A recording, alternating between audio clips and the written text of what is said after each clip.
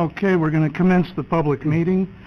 This is the regular monthly board meeting of the Alameda County Water District, July 12th, 2018. Mr. Lemos, as a member of our community, would you like to lead us in the salute to the flag? Roll call first. Yeah, we better do that. False alarm. I'm rushing. Directors Gunther, Here. Akbari, Here. Huang, here, Weed, Here. and Sethy. Here. Okay, Mr. Lemos. Please do us the pleasure. Pledge allegiance to the flag of the United States of America and to the republic for which it stands, one nation, under God, indivisible, with liberty and justice for all. Okay. All right, at this time we'll take public comments. Members of the public may address the board on any matters not listed on the agenda which are within the purview of the Alameda County Water District. Is there somebody that would like to come forward?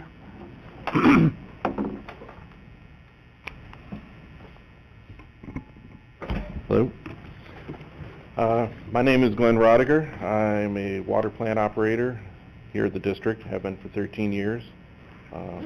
I have a total of 25 years experience in the industry. This is Matt Coleman, one of our other operators.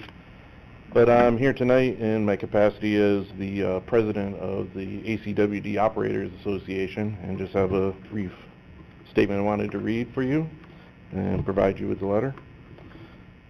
Dear President Sethy, our Operators Association is in support of the call by the Alameda County Grand Jury for the transparency between our clients and the Alameda County Water District. Trust needs to be earned and nurtured between the ratepayers and the board, and we know that you're committed to that outcome. That being said, we wanted to set the record straight regarding the wages paid to your operators, who are far from being the highest paid workers in the Bay Area, much less the state. The Alameda County Grand Jury didn't make conclusions based on data. They found numbers that supported their predetermined conclusions. The use of the Social Security COLA that supported their conclusions and was used to compare what the ACWD employees received as their COLA increases is not an appropriate yardstick.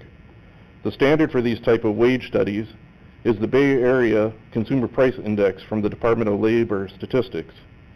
Using these numbers, the 10-year COLA is almost 10% higher than the Social Security numbers used by the grand jury. These true numbers show that the Alameda County Grand Jury's inflammatory claim that the ACWD workers receive nearly twice as much is false, as is really less than 1% per year. We agree that fiscal responsibility is important, but again, it needs to be based on true data. This is particularly important since we believe that you've been given inaccurate information as to what our job classes are relative to the other districts in the region. At our May 15th, 2018 negotiations, we were provided with a compensation study that was riddled with errors. We are assuming that you were provided with the same survey as part of your deliberations on what the district's position would be during the negotiations for the new agreement. We are told that our compensation package is at the top compared to other districts. It is in fact below the median. The survey provided stated that Alameda Zone 7 operators make $7,187 a month. They actually make $8,999 a month. It also stated that Contra Costa Water District, Treatment Plant 4, made $9,592 a month.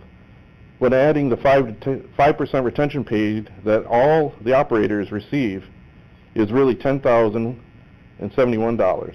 They also get compensation for certification pay, as do many of the other districts. With East Bay Mud, the survey used the wrong job classification. Instead of the $7,378 a month being paid to their workers for the work that we do, the accurate figure is $9,757. There are additional inaccuracies which weighed towards placing us in a lower position, with other districts in the region receiving between 3.5% and 4% in signed agreements through 2020, our wage package and compensation will be near the bottom. This is in a district where, due to the complicated nature of our water systems, you need the most highly skilled operators available. Based on the inaccurate survey that we were presented with a proposal for a wage freeze and revisions to our health plan that will cost employees thousands in income each year. We have told the district bargaining team that we are open to changes in the health plan. What we don't think makes any sense is to compromise the integrity of our water system by making it impossible to recruit and retain good operators in the future. Thank you. Thank you very much for your remarks and also for the data that you're providing.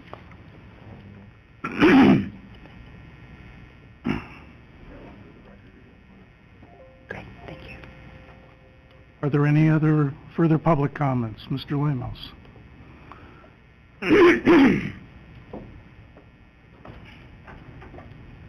Good evening, panel and gallery.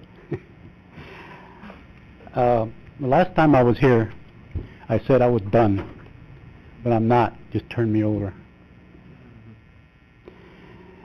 I just wanted to say that I feel hopeless at times with the many things that are going on, and I can't do anything about it.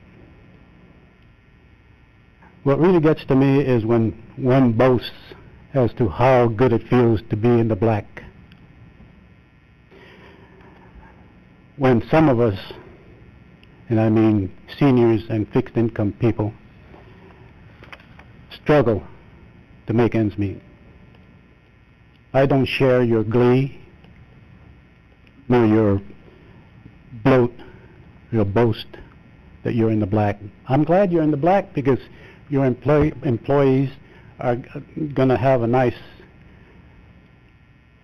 retirement fund. But you know, that's the way I feel right now. On a more, I don't know, happy note, I got this from newspaper, all right? And it's Mr. Pickles. And Mr. Pickles has been a fan for me. Oh, I've been a fan of Mr. Pickles. He's a grandpa, and he's talking to his grandson. And he's telling his grandson, you know what gets my goat? When certain people don't give you a credit for the things you do. And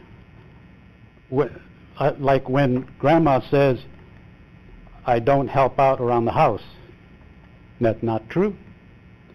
Just yesterday I moved the dirty clothes basket from the bedroom to the laundry room. And his grandson says, I hope you get your goat sometime, Grandpa. And for some reason it hit a note with me. You know, I've been coming here for years, month after month, year after year, for the past at least 10 years, and it just seems like nothing really changes. It just goes on. I guess life goes on. On another note, I'd just like to say that from the general manager on the aqueduct, unexpected something like this from the general manager. It's nice and it's informative, but I think that a lot of us don't have computers, and so I don't know what we can do about it. But and also on the fish ladder, you were required to do that. The water company didn't do it on their own. They had to put it in. So, you know, I'm glad you can take credit for it, but I think if you hadn't done it, you might have lost some financing on that on that bladder thing that we got up there. So those are my comments, and I have more, but I think you're going to have some more things on later on. So I thank you for listening. Thank you, Mr. Lemos. Any other public comments? Okay, we'll close the public comments section, move to section 4, the consent calendar. Would a director like to add consent items?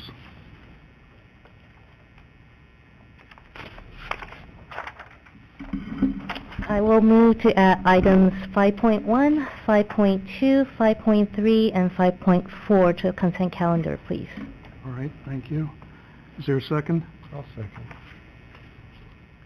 Directors Gunther, Aye. Akbari, Aye. Huang, Aye. Weed, Aye. and Sethy. Aye. And would somebody like to make a motion to approve the consent calendar as amended? I'll make the motion. I'll second. Directors Gunther, Aye. Akbari, Aye. Huang, Aye. Weed, Aye. and Sethy. Aye. So we'll move to the action calendar, item 5.5, and I'll turn it over to the general manager. Thank you, President Sethy. This item involves the consideration of an appointment of a representative to the Delta Conveyance Finance Joint Powers Authority. On July 3rd, the Alameda County Water District, Zone 7 Water Agency, and San Gorgonio Pass Water Agency executed a joint powers agreement to create the Delta Conveyance Finance Authority. The Finance Authority was expeditiously formed with the goal of meeting the application deadline for the United States Environmental Protection Agency's Water Infrastructure Finance and Innovation Act loan program. The Finance Authority will be conducting its first board meeting on July 19th in Sacramento, and the district must appoint a representative to serve as a member of the board of directors. So we have a handout for the first board meeting agenda and some related documents for you today. And I just want to give you some additional background information. So at the time of the execution of the Joint Powers Agreement on July 3rd, only ACWD, Zone 7, and San Gorgonio Pass Water Agency were authorized by their boards to enter into this agreement. However, the agreement allows other public water agencies to become members within 5 months by adopting a resolution. After 5 months, a public water agency must, in addition to adopting a resolution, be approved at a regular or special meeting of the Finance Authority Board of Directors by unanimous vote. Both Santa Clara Valley Water District and the Metropolitan Water District of Southern California have now authorized their entry into the financing authority, and that was done on July 10th. So we recently received information about who will be serving on that board of directors, and from Zone 7, that will be their general manager, Valerie Pryor. From San Gorgonio Pass, their general manager, Jeff Davis. From Metropolitan Water District of Southern California, it will be Randy Record, who I believe is their board chair. And from Santa Clara Valley Water District, it will be Director Gary Kremen. So it's an interesting mix of staff members and board members. So one interesting aspect about the JPA is it also has in its enabling agreement the ability to create an executive committee.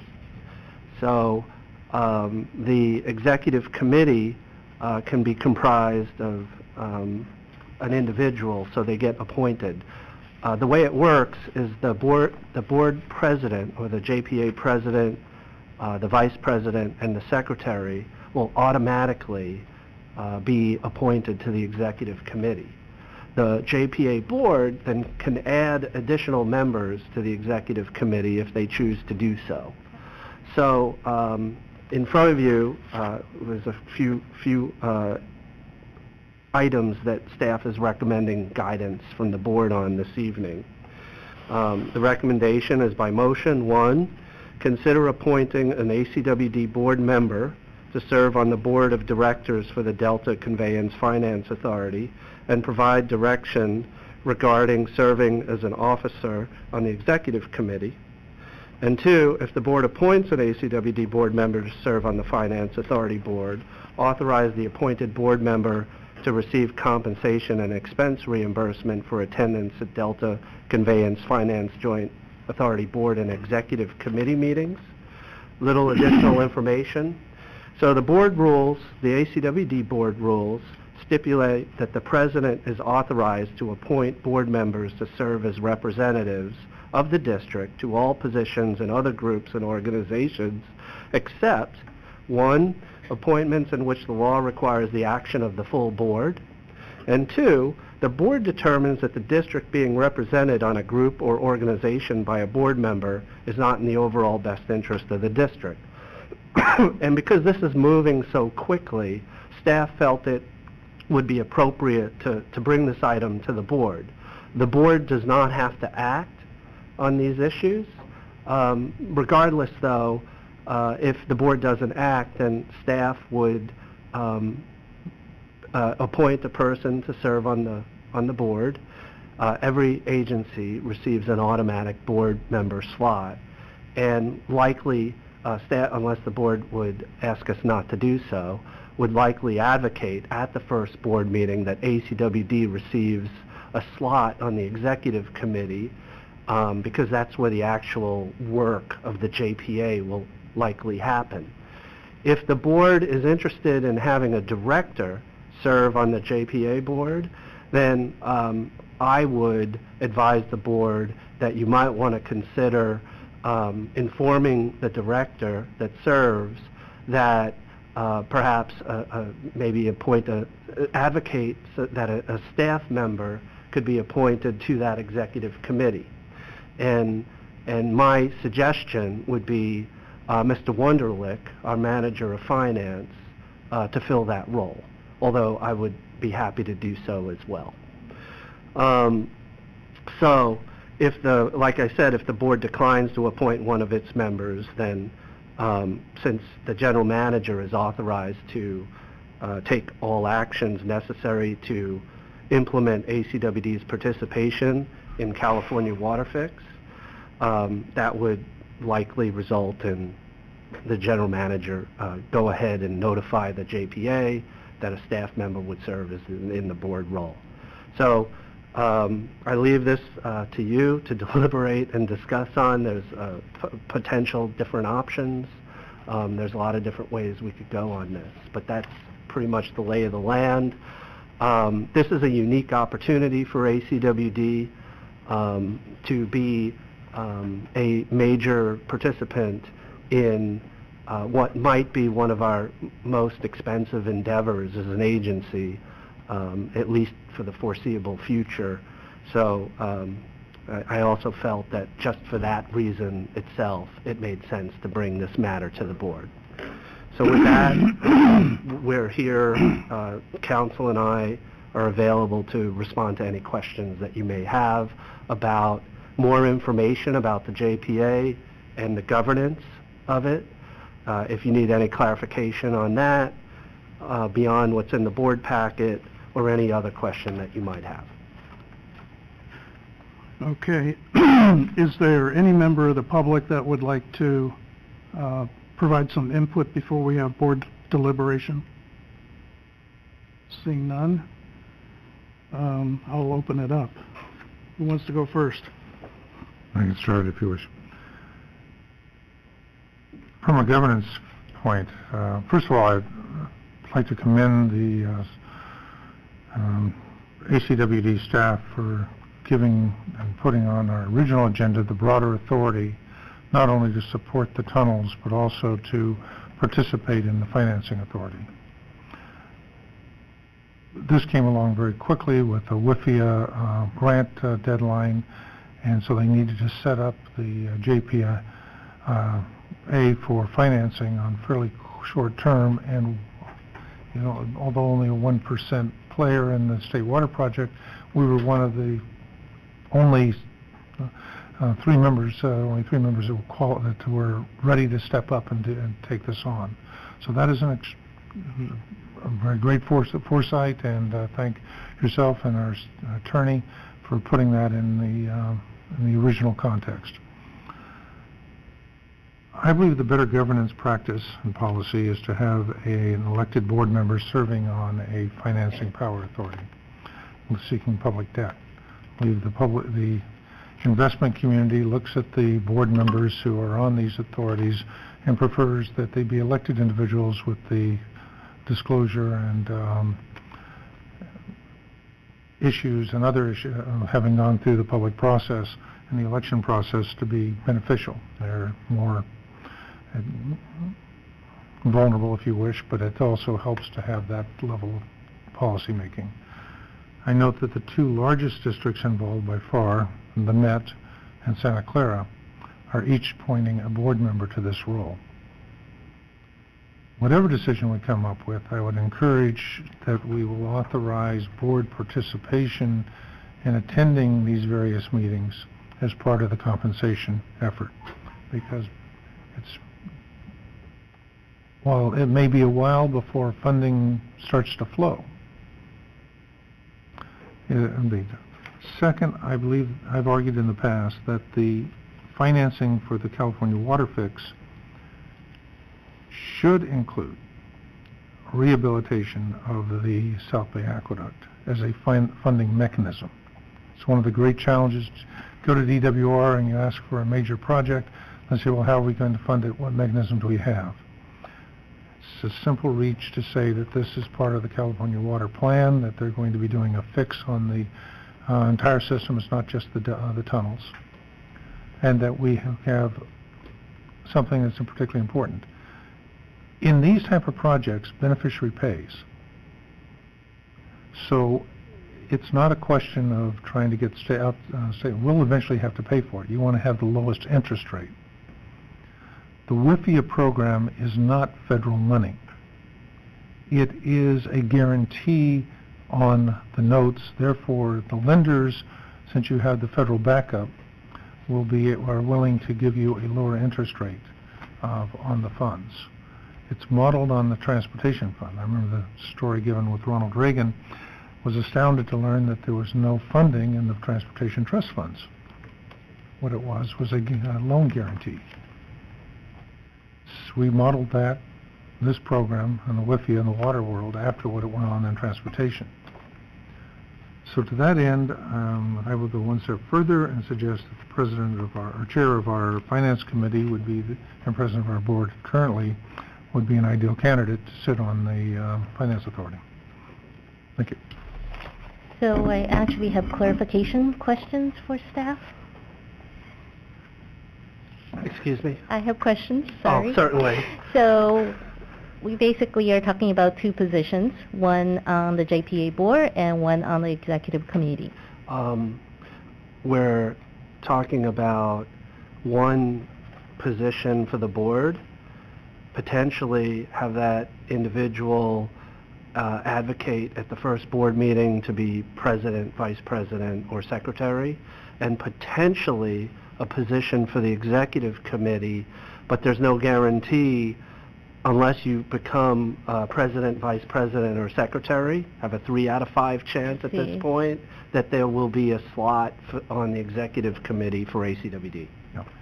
And if I can follow up quickly on that point, I think that the chances of elected members filling those 3 positions is greater than they are appointing a staff member to one of those 3 positions of the initial 5. Okay, I could actually see some logic in that. So here's my concern. The concern is continuity. 5 of us up here, we serve on 4-year terms. We serve at the will of our customers. In terms of continuity, this project definitely will go on multiple terms in terms of the director's life. For as long as there is debt, this JPA Right. will be alive. So 50 years. my preference would actually have a staff person representing us, the JPA, precisely for the continuity reason. I could be swayed. Director does have a point in that a elected official most likely would have better odds being appointed a chair, a vice. Right. So I am a little bit torn, but my bottom line is my preference would still be a staff person who has enough statewide exposure to have the clout to be one of the 3 positions. Because right now, as I counted, there are out of 5 positions, there are 2 appointed, 2 elected position, right? So pick the person wisely. I think if we have a staff person that have enough statewide presence, there is that third position that is kind of open outside the elected official realm. Mm-hmm. So that's my preference, just for continuity, for the fact that we need someone to be there with enough history, with enough memory further down the line, 10, 15 years down the line, to remember what is our goal, what ACWD is trying to accomplish, not just the JPA, but what ACWD needs to do. Okay. I don't know if this is coming back, but we'll have time to come back around. I'll make my arguments loud. So a couple questions on my end as well. So, for the JPA board, does it have to be a board member or the GM, or can it be a board member or any staff person? The agreement itself does not specify, so it's open. It could be an ACWD board member, it could be a staff person. And if it were, I guess, either a board member or a staff person, actually, if it were a staff person, would we be appointing kind of that whoever is in that staff position would automatically be on the board, or are we appointing a specific person, and if they were to move on, then they would come back to the board? Yeah, the agreement, well, first of all, if it's a staff person, the board doesn't have to act. Right. Okay. And arguably, the board doesn't have to act because the board president has the authority to appoint one of his colleagues to do this. So the board could choose not to act on this period. So there's no conditions in the agreement that stipulate that the board person that's assigned as ACWD's representative cannot change. So there's latitude by our organization to either change staff people or do those, or the board president can change that person over time. So there's flexibility. There's no defined term either for that board position.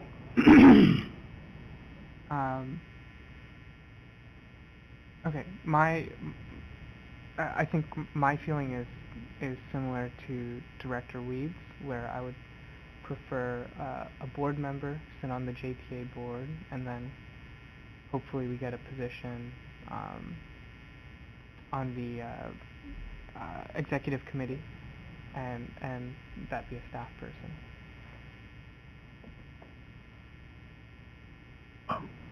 We can do that. I think there's But that clarification board- there. board- I think the executive Select committee a is going board to be member, appointed you would want from the that board 5. member on the executive committee. Well, eventually.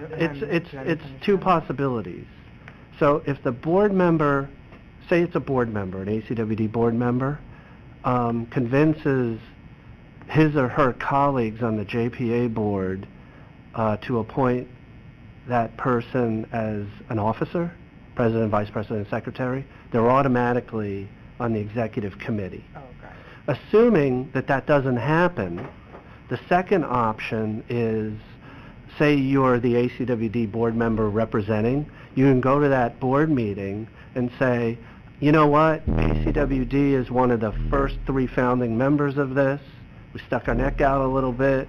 We should have a designated executive committee position, and I encourage my fellow board members on the JPA to designate a position for an ACWD financial expert, such as Mr. Wunderlich, to be designated on that executive committee. Okay, that was a misunderstanding on my part then. Mhm. Okay.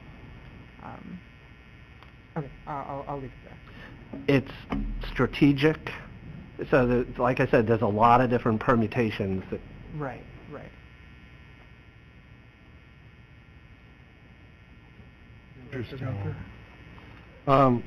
I find, I agree with what's been said.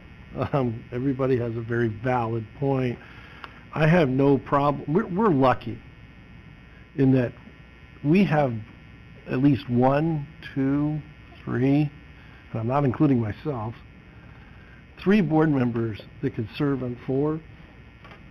Aziz, I don't want to volunteer you, but I mean, we have people on this board that could do this. And I'd be comfortable with them doing it. I'm not volunteering myself. I think our board president would be fantastic for this. I think our finance officer would be fantastic for this. No offense to our general manager, you'd be fantastic too, but I think I'd better have your temperature taken if you really want to do this. So I would support putting a board member on it, but at least initially, if this is firing up. As it moves on, we have that option a couple years down the road, starts to really push out. We can, if we're established, we can go then. I think right now, it wouldn't hurt to come out into this thing, fire into it with our board president, if he so desires. And once again, I'm not going to volunteer somebody else to do this. But if he desires, I would love to see him go. And I think that would give us a voice, and this thing is starting. It's developing, and we're doing this to save our ratepayers money. That's our objective. I mean, I firmly support this project, but this is going to be expensive. But if we do the right things now, we could make it less. And I think for the initial startup, first 2 years, if our president would be willing, I'd certainly support him to be in that position. And then I would say, as it moves along, I concur that maybe we start to pull back. I'm not even saying to appoint the general manager. He's got a lot to do. Perhaps our finance person would be willing. Sure, he's a pretty busy guy too. Yeah, but he's busy too. But we're more than happy to serve in that role. And just to facilitate your discussion about this in terms of workload, the board meetings have to occur no less than 1 per year. So it's anticipated that there'll be this first board meeting, and a few, get some SQL work done, get the WIFIA application kind of done, and then it will go quiet for a while. The executive committee is slated to meet quarterly as a minimum, so it's not huge workload. My feeling is that first board meeting coming up will be the critical one if you want to place ACWD in a leadership role on this JPA. And with that, I'm willing to, I think, like I said, I think we're lucky in that we have individuals on this board that could do that for us. Conceivably, you could have one board member attend the first meeting as ACWD's representative and then switch. Somebody else, correct. That's at least that's how I kind of view this as well. So, Don't forget, Jim, you may be president this coming year. well, yeah, but just because I'm president So if you doesn't mean volunteer me, you're volunteering. no. This is a named person. This is not the president I'm telling who's going to be. This is the named director, and that name is not the president of the Alameda County Water District. And just one other clarification. Our interpretation of the agreement on the executive committee representation, that it is a person, not a position. So it would be either, Paul Sethy, John Weed, Robert Shaver, John Wunderlich, and the executive committee members serve at the pleasure of the board. So that can be switched at any time. I think I put out my piece. I would certainly support our president. I think he's more than capable of fulfilling this. I think initially on, I think it would actually be a wise move, and I think we'd be in a good position. I think Director Sethy can play the politics associated and necessary, but he's got that ability also from the finance end of this thing to really be able to actually understand what these guys, where they're going, what they're trying to do. And I think it's a luxury that we have, and take advantage of it if he's willing to step forward. Like I said, I love the idea, but I think there's others that are better qualified.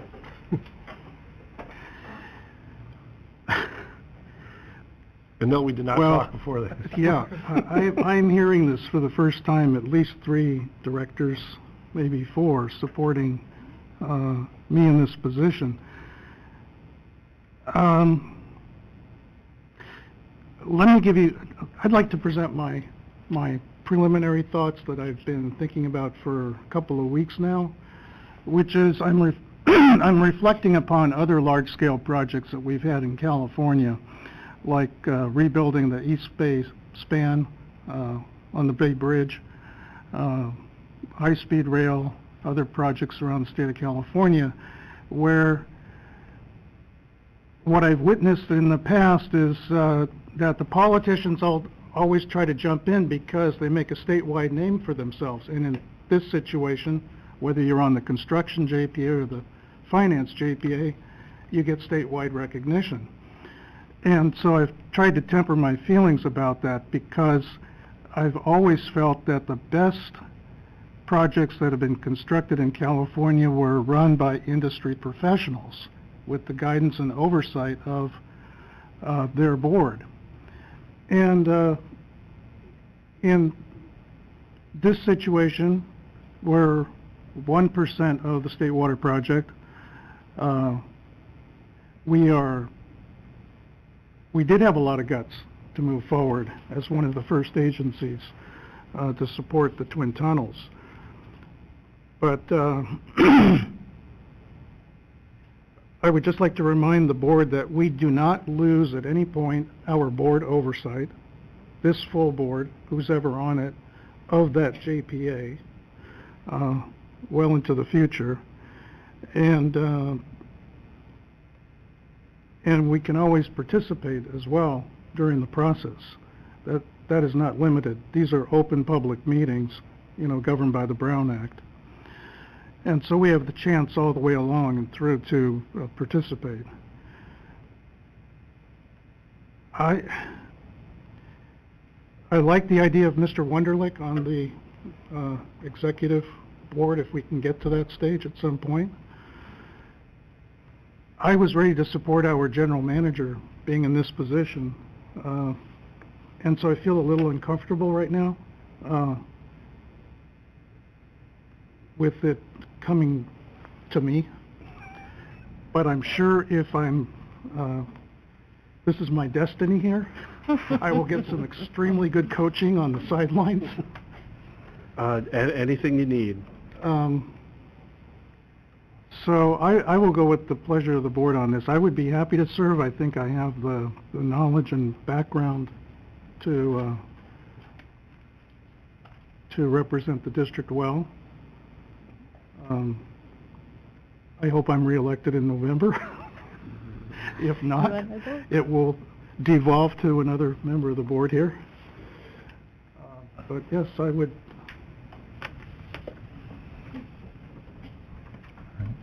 I would welcome the opportunity, but let's go back around the table, and I'd certainly like to hear the input of our general manager too. Well, I'm very pleased Director Sethy has expressed an interest in taking on a position which I think we recognize as leadership at the state level in water, and hopefully recognized by our constituents as being a leadership position in the water industry. I would note on the argument of continuity, in my tenure on this board, there have been 4 general managers and at least 4 finance directors. So its history has been that the longer tenures exist on the board rather than on the staff who enjoy the benefits of retirement. I'm very, if at the point where a motion if was ready to be made, I'm prepared to move and second your appointment to the board as well, and I would expand the issue of, or modify the compensation to say the attendance of board members at JPA meetings, both the the incumbent who might be in that position, as well as others who might be there to observe and get a little broader perspective of what's going on at that rarefied atmosphere. Thank you. Oh boy. As long as with the understanding that the person could be swapped out if need be, to a staff with more experience and continuity could be assured that the district's interests will be protected. I fully support Director Sethy. President Sethy definitely has the experience and the knowledge to serve in this capacity. So I definitely endorse that. Although I do feel kind of bad that we put you on the spot. So here is the second offer. We actually do not need to make a motion tonight. If you like, we'll give you some time to think about it. Would you prefer doing it that way? Or are you just going to go for it? Because I would support it either way. The kickoff meeting is next week Right. on Thursday. So I think it would be better if you went in with the power and backing of your board. That is perfectly fine. The offer is only on the table because I was feeling kind of bad when you started saying you were not anticipating this, and it's inherently unfair to spring it on you. But if you are fine with it, I have no problem.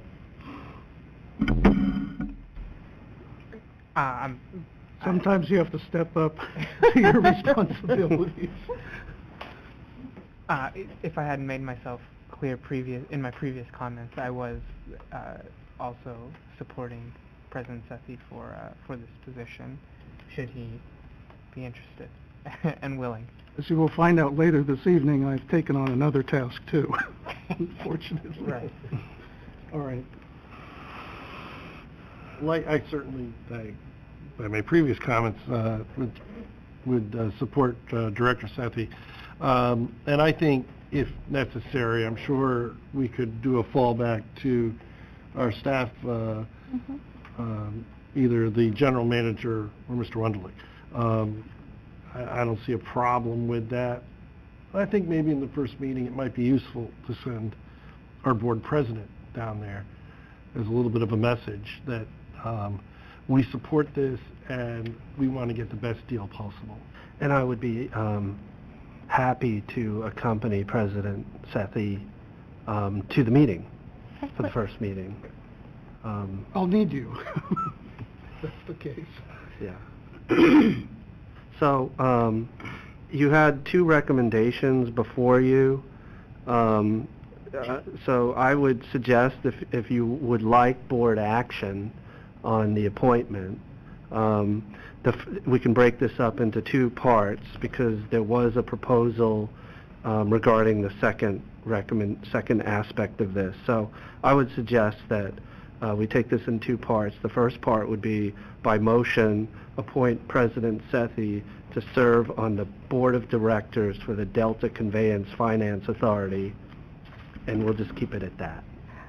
Can I have a question on that motion? Sure. Since the next item is to talk about meetings that will be compensated, can we just leave this motion, this two-part motion as is, and then add the attendance to the JPA to the laundry list of meetings that we're looking at? I would recommend you don't do that Okay. because the implementation of that policy is going to take a while I because see. there would be I a got it. public hearing and so forth. Okay. Gotcha. So if somebody's willing to make this motion, I would encourage that person to add any board attendance or participation at these meetings as Well, compensable. I can cover that second part Yeah. after the board votes on this. I would suggest two votes. Okay. Yes, I concur with your general manager. I'd like to nominate the appointment of Director Sethy to the Joint Power Finance Authority Board. I'll second. Directors Gunther, All right? Akbari, Aye. Huang, aye, Weed, Aye. and Sethy. Aye, reluctantly. Okay, so for the second part of this, the revised recommendation would be to consider this. Authorize ACWD board members to receive compensation and expense reimbursement for attendance at Delta Conveyance Finance Joint Powers Authority Board and Executive Committee meetings. May I ask you a question? There are two joint power authorities. Might we make it attendance at, it could be yet another motion, but to include both both of the joint power authorities that have been created? So should a board member choose to attend? One is the construction and the other one is finance. That's certainly something that the board could consider, but it's not specifically on the agenda. I would this recommend evening. that you take that up as item 5.6, because you do have your Okay. compensation policy. All right. And this item is specific to the finance, All right, the that's fine. finance authority. Okay. So I will so move the financing of the compensation for board members in attendance at this organization's meetings. I'll second that one. And before you act on this, if I can just make one clarification, the motion was to cover any ACWD board members' attendance at finance or committee meetings. And then one caveat should be put in there, this is addressed in your compensation policy. There is a provision in the joint powers agreement that talks about potential compensation to the actual board member, the now President Paul Sethy. If that happens, that member would be compensated by the finance authority and not by ACWD. But that's addressed in your policy when we get to approving that. But I just wanted to make that clarification so there's not double compensation. That's fine. So we have a motion and a second. Yes. Directors Gunther, Aye. Akbari, Aye. Huang, No, I will approve just President Sethy, but not for the rest of the directors. So the answer is no. Weed, All right. and Sethy. Aye. Okay.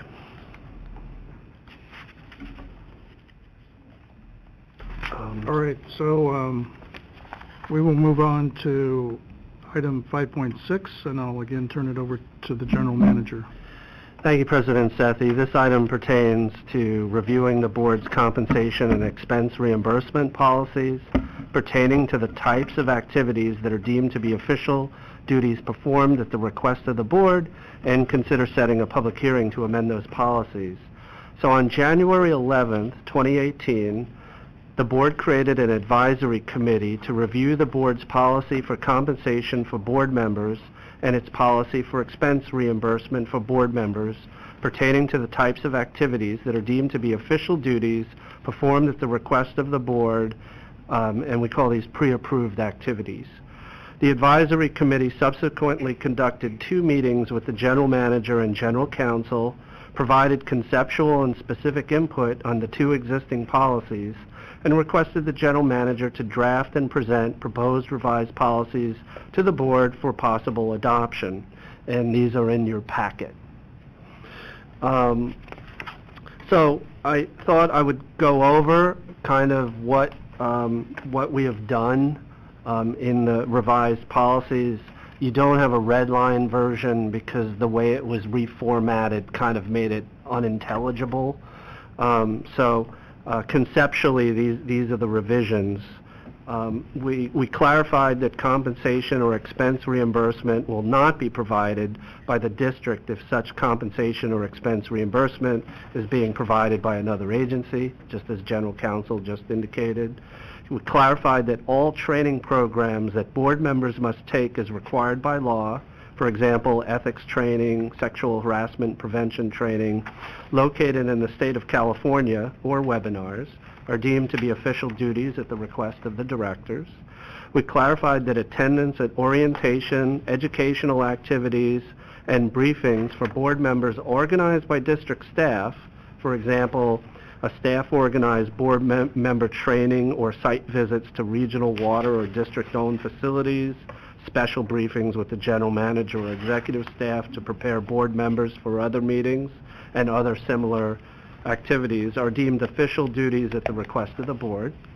We created 2 separate lists of agencies, organizations, and their committees for which board members' attendance at conferences, seminars, educational events, regional and committee meetings and trainings and webinars are pre-approved and deemed to be official duties at the request of the board, and 1 list in which the meetings or events are presumed to be related to the water industry, water policy, or other issues that could impact the district. So that's 1 list. The second list is in which meetings or events must be related to the water industry, water policy, or other issues that could impact the district, because those types of meetings don't necessarily cover those elements. So for meetings or events not included on these two lists, attendance must be pre-approved by the board in advance. And these activities reflect what you had in your previous policies as well as what has been the board's practice over the last couple of years in which the board approved attendance by directors. The policies do not change that the board officers can, when acting in an official capacity for the board, do not need pre-approval, even for activities that are not necessarily on the two lists. And lastly, we eliminated the provision that allowed for the board to ratify the attendance of board members at a meeting, hearing, or other function as a result of an unexpected circumstance. So the list may have been broadened to include what the board has previously approved, but where it's a significant difference is you can't get approval after the fact like you were previously. So the second aspect of this is staff is recommending minor modifications to the current expense reimbursement policies for travel, lodging, and meals to remove obsolete references and to simplify the administration of the policies. There were obsolete aspects pertaining to CPI and what is eligible for reimbursement, as well as what California used to maintain a website with eligible amounts for reimbursement that it no longer maintains. So as staff was going through the policy with general counsel independently, we thought it best to kind of take care of these obsolete aspects. This is consistent, all of this, with Strategic Plan Goal 3.3, and that is to promote financial transparency for the district. So the recommendation is to review and provide input on the proposed policy for compensation for board members, which was last updated through ordinance number 2017-01, and the policy for expense reimbursement of board members as amended by resolution 15-067, and by motion set a public hearing on August 9th, 2018, and direct staff to provide appropriate public notice as required by law.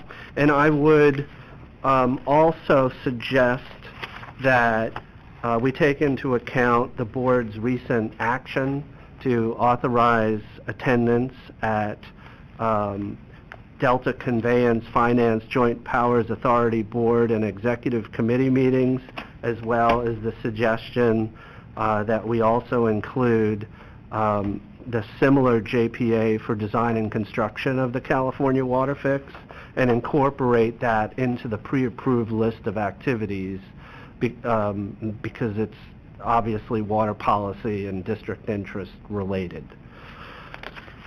With that, I will look to council to see if there's any additional information that we should be providing to the board before you deliberate on this item. No, I think you summed it up very well. Thank you. Okay. So why don't I open it for public input first, if there's anybody from the public? Okay, I'll turn it over to the board here.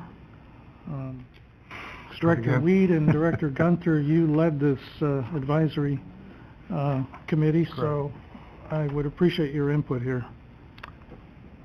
Well, start here, or Dr. Gunther, do you wish to? You can go ahead and start. Okay. I think it greatly improves the practice. The only area I have cause to pause, and I was on the committee when we discussed this, certainly it is the goal to try to eliminate the after-the-fact approvals for unanticipated events. But in the discussion we just had, it brings to mind that I don't know if that is really to make it arbitrary. How do it would be more comfortable if we found a way to, one, our objective is not to have them, and not to encourage them, but to find a way that when there is an extraordinary circumstance, that we don't make it prohibited entirely. It may be that someone who receives a call and is asked to serve on a state committee or commission, and it's short notice and it's important to the district. We can do it and I think that should be open to the entire board, not just the board president and vice president. So on that last one, I would, if there's another word than eliminate, I think open to a suggestion. Thank you. I think when we looked at this, we made our best efforts to basically look at what we've been doing, where we've been doing it, and how we've done it. And I'm satisfied with the list. I think one thing that is important is that people need to understand that this is not an increase to what we're compensated for. Not an increase to the number of meetings that we are compensated for. That stays the same. This is just an indication of what we would be compensated for if we attended.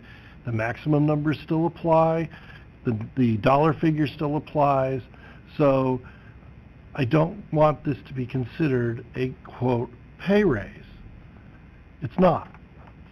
It's a list of meetings that we would pay a director a stipend to go to. Doesn't increase that value, and when they max out, they max out. And I want that. I think it's important that that get out there, because this can be twisted.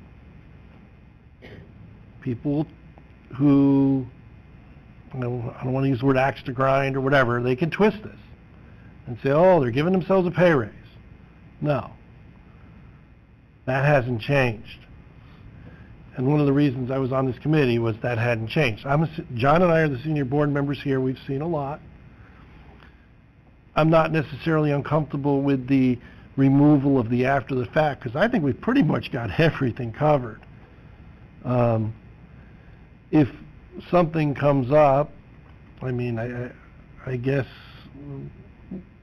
we'll cross that. I'd like to just cross that bridge when we get there, and not get there.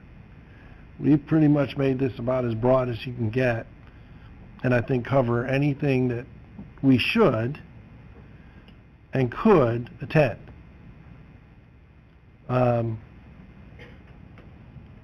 So, I mean, we put some time into it. We looked at it, we talked about it, and I think we've got a good list. I just want to make sure it's very evident that no, this is not an increase to the stipend, nor is it an increase to the number of meetings. It's just this is what the definition, and we never had this years ago. So I think it's a good move. I think it points out and brings some control to the board. Director Huang, or? Well, I guess we've been here, done that. Every time items related to board compensation comes up, I guess I would have the same comment. It's a philosophical issue for me. I believe as a director on this board, it's our obligation to use our customers' money wisely. I do thank the ad hoc committee for coming up with this very comprehensive list. I know there's a lot of work that's being put into this, but to me this list is actually a mixture of must attend meetings for directors and a nice to have attend meetings for the directors. The nice to have bucket for me are things like American Water Works Association meetings where it's highly technical. As a director, we count on our staff to help us with the technical aspects. I believe it's our job as a director, or my job as a director, to learn about policy and statewide issues, not how to run a treatment plant or the little widgets in the treatment plant. So that's why I have issue with some of these meetings that's listed.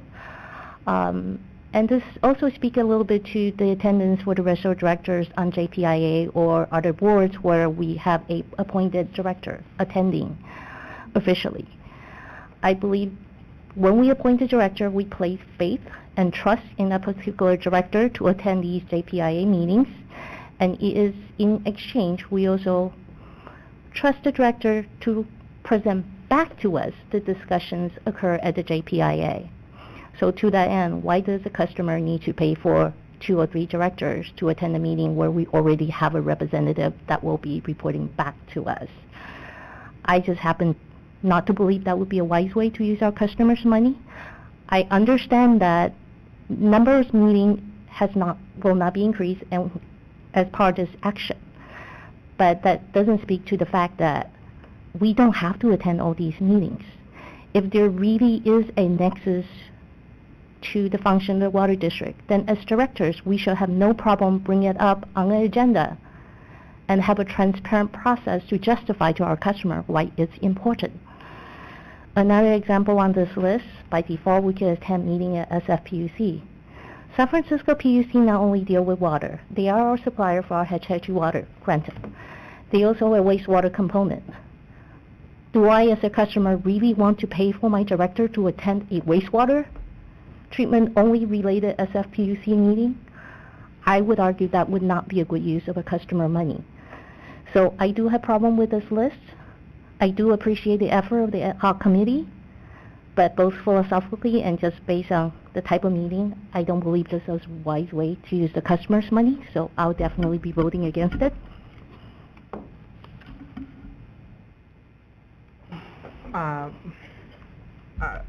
Well, I really appreciate the work that the ad hoc committee put into developing this list. I think this list actually promotes transparency because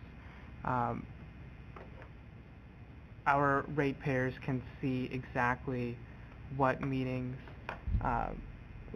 are important to the district, and I think taking away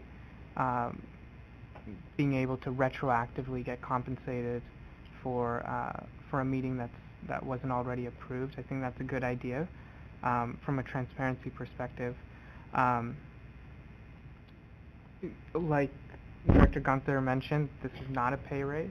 This is just making the process more clear and transparent, both for the board members and for the public. And so I think that's important, and that's definitely appreciated. I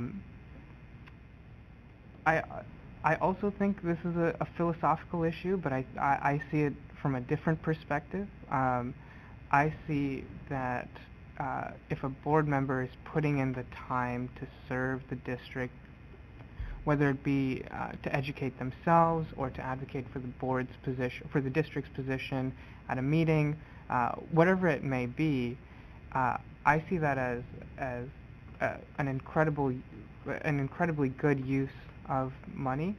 I see that there's a tremendous amount of value that would be delivered by that, and I think it is only fair to the director to be compensated for that, because they're giving up time that they would otherwise be at work or whatever, and I think that's only fair that there's some give so that they can go and advocate for the district. And kind of going back to the previous discussion, I think that one of the reasons why most of us felt comfortable advocating for President Sethy to be on the board of the JPA is because he does attend so many of these meetings. He has the clout, he has the knowledge base that's necessary to actually be a force to reckon with on that board, and that comes from him attending a lot of these conferences and events that are listed on this pre-approved list. So just from that, I see the benefit of directors going to as many of these meetings as possible. So I'm actually very supportive of this list. I think it promotes the transparency that we need. From my end, from a kind of a philosophical perspective, I think it meets what I think is appropriate, and I think it's a good use of funds. Thank you, Director Akbari. So I read through everything thoroughly here. Also asked some questions of staff too, which was helpful. I want to thank Director Weed and Director Gunther not only for your longtime service on the board, but I think you were the two right people to really help try to consolidate a proper list here for us. One of the reasons I encouraged us to put together this advisory committee initially was that I was hopeful it would help streamline the work on staff in preparing of our board agendas and really help us to be more efficient as a district and help us to save costs. And these little costs build up all over the place in the finance department when you're trying to do file your receipts and your reports and everything else. And so I really like what we have here, and I think it's, as Director Akbari said, it really is lending itself to offering a lot more transparency to our ratepayers.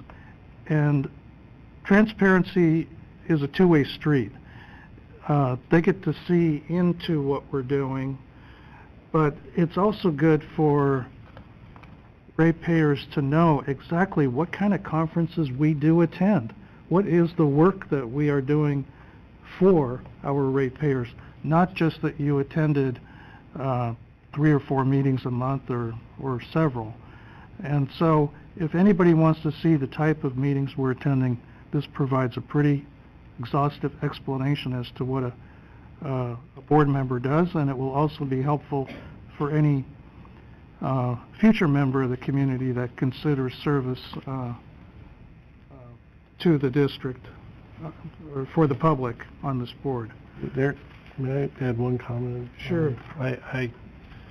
It's kind of directed towards Director Huang's comment regarding the San Francisco, in that we do have the requirement that the board, if a director does attend the meeting, they have to report out. So if they're going to be going to one of these sessions, they do have to provide in a public meeting why and what they learned. So granted, that's a small thing, but there is a degree of responsibility when you attend something that you have to come and face the music back here. So you just can't really go and attend a wastewater treatment. Well, it might be useful depending on what the meeting was all about. But I was looking over the list as well, and there's some things on there that certainly CalPERS, they could be discussing something that has nothing to do with our district, but you would still have to come back and report it, which may not be the simplest thing, is to come back and report that you attended a meeting that had no bearing whatsoever on the Alameda County Water District. That's all I have to say. So may I? Yeah, go ahead. So the objection is not to the entire list. The objection is to the expensiveness of the list, the length of the list, and the mix of the meetings. I do agree that it is good for our customer to know the type of standard meetings that we attend. That is not the problem. The problem is there are just way too many meetings in here that's in the nice to have and not in the must to have bucket for me.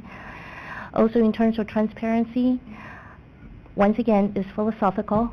I always feel it's better for a customer to have a say before we attend a meeting than afterward when we're reporting back and they say, hey, we don't like it. At that point, there's not much our customer could do about it. So it's totally philosophical. I understand it, and I totally understand that we have to report back. But I think at this point, we'll just have to put it down in personal philosophical differences. How's that? You know, part of the development of this comprehensive list comes from the all of the exceptional ratified meetings that we've had on past agendas. You know, they've been so frequent for all these different various reasons, and then we have to ratify them. That now we have it on a comprehensive list where it's really helpful to the public. I want to add, I understand where Director Huang is coming from, but I can think of many examples, and I'm just going to point to one. We can talk about others offline. But Director Weed and I attended a Sidrama JPIA meeting up in Sacramento. Recall that, Director Weed? Yes. And we were with a member of our staff from Human Resources, and it was an all-day session. It was extremely educational. It really, I think, enlightened both of us, since we're on the Finance Committee for a period of years, exactly what are all these issues that we go through. And by being able to talk about that with a staff member who was there and heard the same information, it really helped us, I think, to ask the better questions in future meetings. And so that's just one example.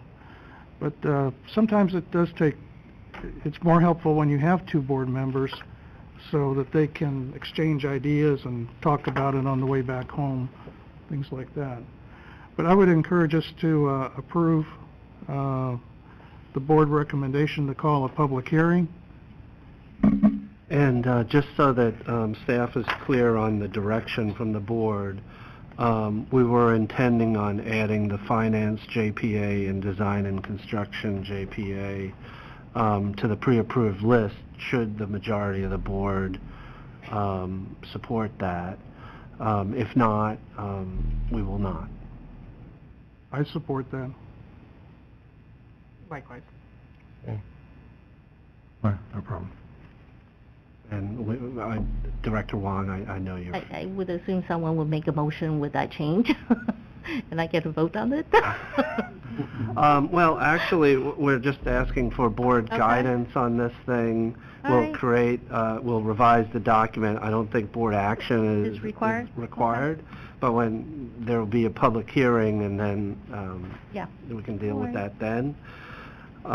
So that's great. Thank you for that feedback. When would we anticipate the public meeting will occur? It would be set on August 9th, 2018. Right, so there's no board action needed to make the revision, as your general manager mentioned, to add these JPAs. I think we've got the flavor that a majority of the board would want those changes added to the policies when they come back for approval at the public hearing. We would recommend that there be board action to actually set the public hearing for, I think the recommendation is August 9th. for August 9th. So Right. that should be the board action to set Right. the public hearing. So I'll move that motion for the public hearing on August 9th. Second. Directors Gunther, Aye. Akbari, Aye. Huang, No. Weed, Aye. and Sethy. Aye. Okay, we'll move on to reports. Request a... Are there any items that... President Sethy, Huh? I request a short recess. Okay.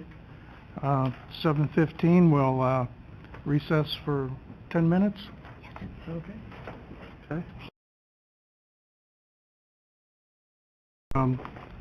Next part of the agenda is reports. Is there anything from the general manager or board members? The staff has nothing to present on either board committee reports or operational reports, but of course we're available to respond to any questions. Is there any item a board member would like to pull for any reason?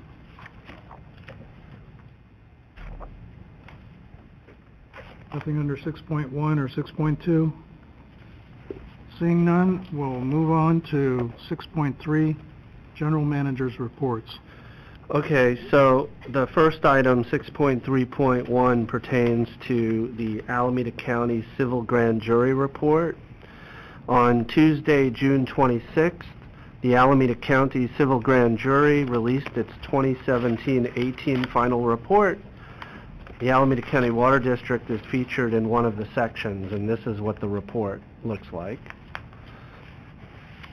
So this all began back in September 2017 when the grand jury requested that ACWD provide financial data, its most recent labor agreements, and other records. ACWD fully cooperated with the grand jury and provided extensive information, roughly 6 inches of documents. Additionally, the grand jury spoke with an ACWD director and 2 management representatives.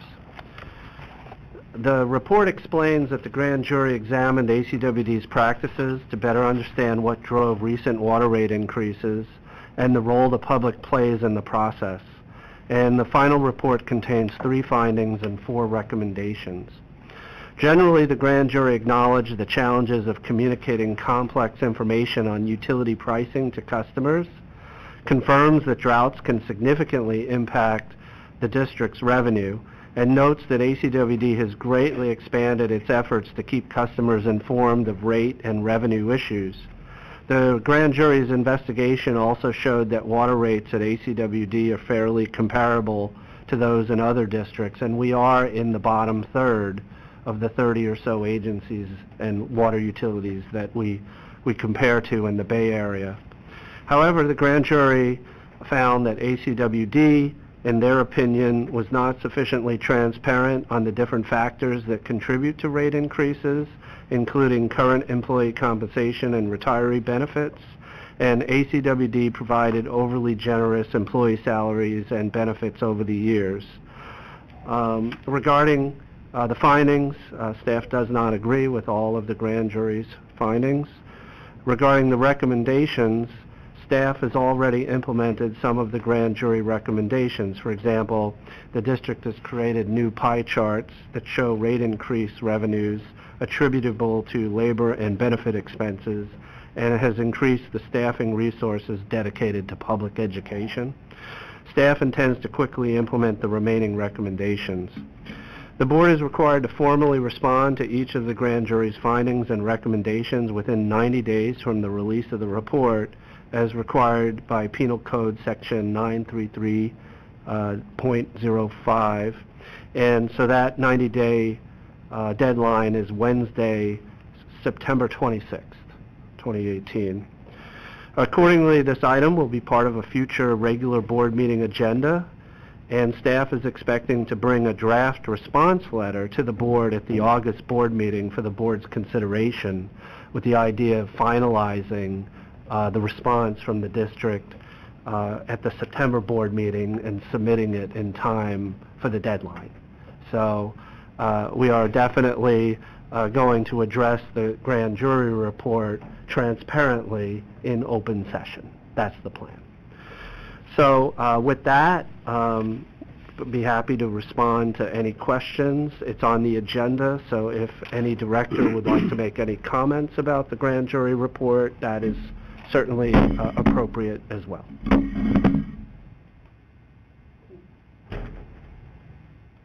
Director Weed, do you want to start us off, or?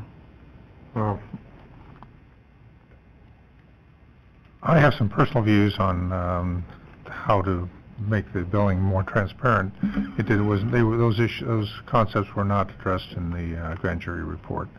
So as per the report itself, I would note that there was no indication at all of malfeasance on the part of the board, nor even misfeasance. It was a question of message and the emphasis. So I looked at it as a positive document as per the administration and governance of ACWD. Thank you. So I read the grand jury report, and actually I agree with the grand jury's findings. However, I do wish that the grand jury gave us more credit for all the efforts that we have made to be a more transparent agency, including our rate workshops. We can always do better. We will respond to the grand jury's comments, and we'll be implementing their recommendations. With that, I do thank the grand jury for their effort. I'll keep my comments quite brief as well. I appreciate the work that the grand jury put in. I think what they do is important in providing oversight over government agencies. I feel like they, like was said before, they did not necessarily give our district all of the credit that I believe is due for the work that we've done to become more transparent. I appreciate the recommendations that they've put forward, and I'm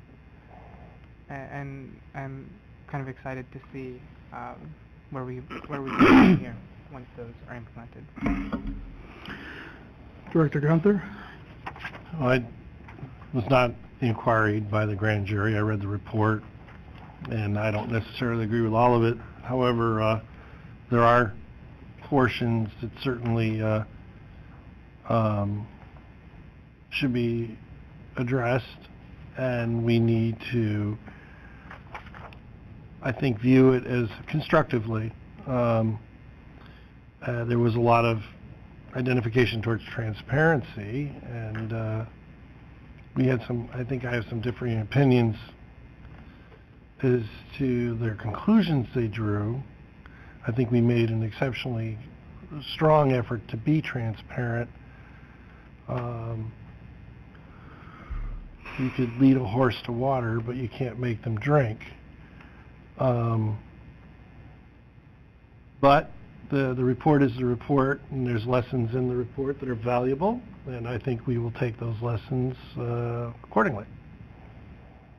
I'm kind of with all the director's comments here. They're all good. I went through the entire grand jury report a couple of times because I wanted to read through all of the other situations around the county that the civil grand jury was looking at. And I do this on a regular basis or have done it for many years. I will note that, first of all, as a water district, we have all kinds of different auditors around the organization. We have the public, for one, attending our public meetings. We have our workshops. We go through a very thorough annual financial audit, which we're just in the initial stages of right now. For 19 years in a row, we've won North America's top award for our comprehensive financial report at the end of the year. And we also do internal audits like we've been doing on our organization and just how we are organized in human resources and responsibilities. So I think it's valuable at any time that you have public input, whether you agree with it or not. There are lessons to learn. And I can say from experience in business, in the private sector, serving in government, serving in the nonprofit sector, I've never worked for an organization that was perfect. And the whole reason we go to work each day, come to do our jobs, look forward to it, is to see if we can make some improvements on how we perform as an organization, or make improvements that better serve the public.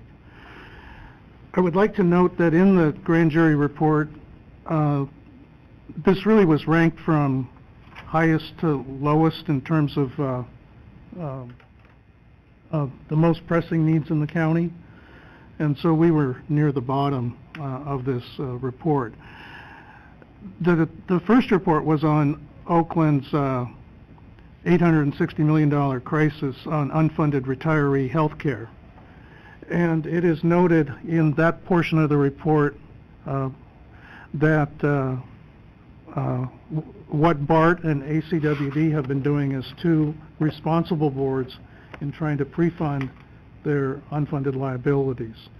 And the grand jury notes that it wishes more government organizations in the county were taking the lead like we are.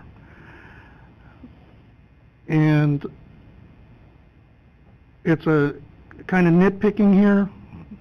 The grand jury did note that we're on a 20-year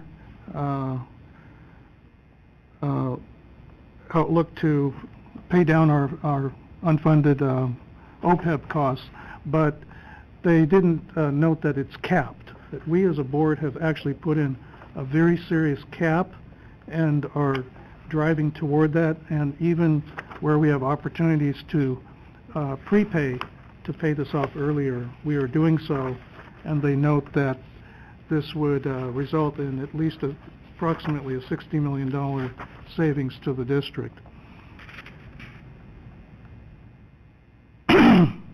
One area where I took a little bit of issue was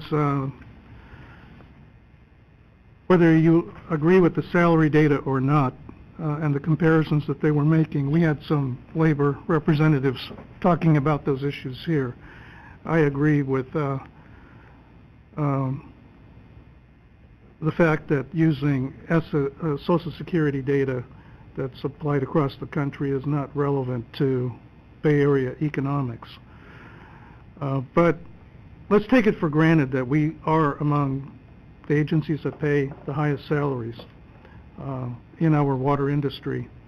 I have always expressed support for the salary compensation and benefits that our employees receive.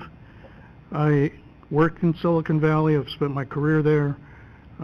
We have almost in every department people that can be poached away easily to other jobs in the valley.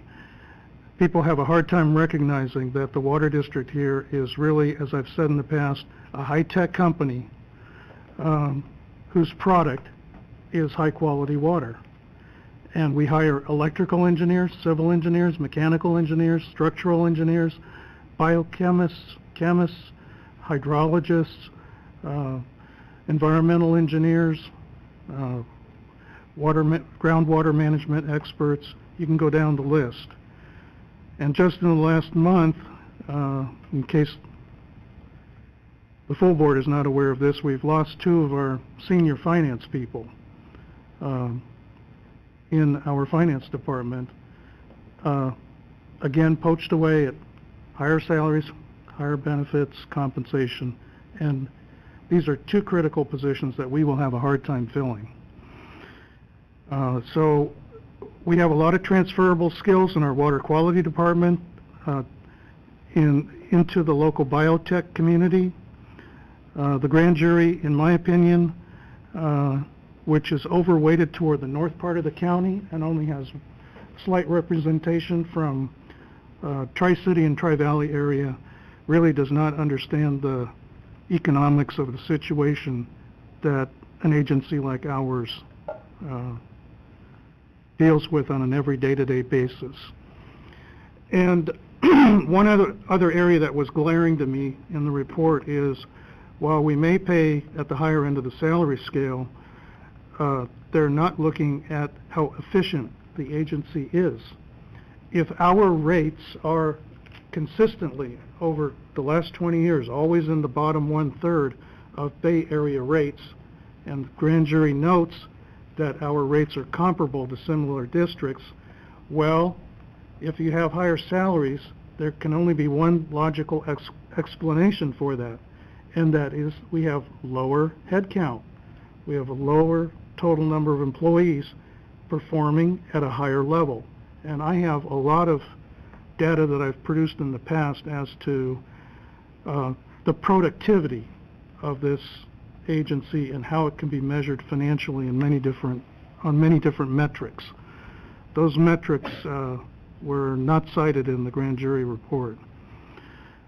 Lastly, I will note that they also had a report on Oakland's aging sewer system and how it affects Lake Temescal, but it's also very revealing in how it affects our taxpayers and ratepayers, and how an agency that is irresponsible in not taking care of its infrastructure can end up costing its ratepayers a lot more in the future, current and future.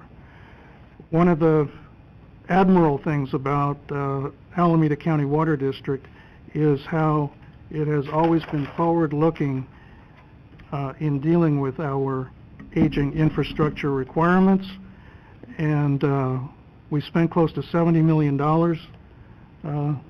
over the last 8 years in seismically retrofitting our major pipelines that cross the Hayward Fault. a lot of that goes unrecognized, and those things do affect rates when you go out and finance those kind of projects. So we live and we learn, and I'm glad that whenever we have some input that can help us constructively in doing our jobs better, and I'm looking for the day we can go back to the public and say, see, here's what we're doing now that we hope better meets the needs of the community. And I'm sure we're going to get there. I will note, let me make one final note.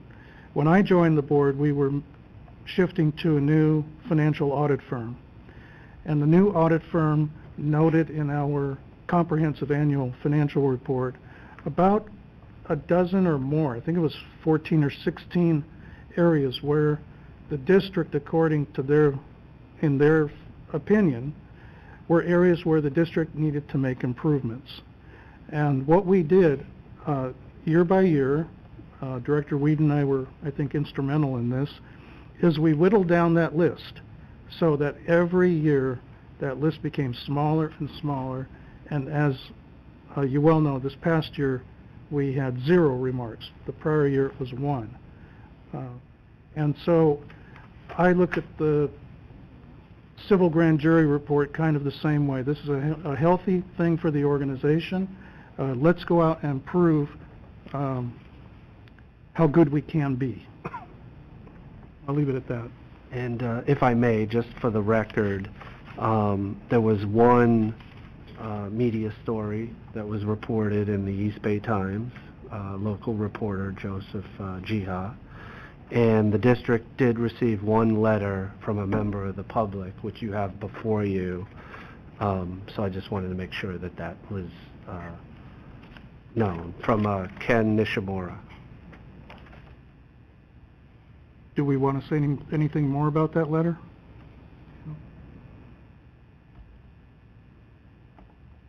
I haven't read it yet, so I would like the opportunity to... So you all have a copy of the letter. As I mentioned, we will bring back a draft response letter to the grand jury, planning to do that at the August board meeting. And you have this also to help guide how you would like to respond, but staff will prepare a draft for your review. No board. Will we have a chance to review the response to the grand jury before it's submitted? Yes. In fact, my goal is to provide the letter to the board in advance of the August meeting, so that you can discuss as a board what you like about that letter, and if you have any concerns that you would like staff to know, and we could revise it, and then come back in September and then finalize the letter then. So we will address it in open session. Okay, good. In fact, the response will come from... The board. The board. Yes. Thank you. All right.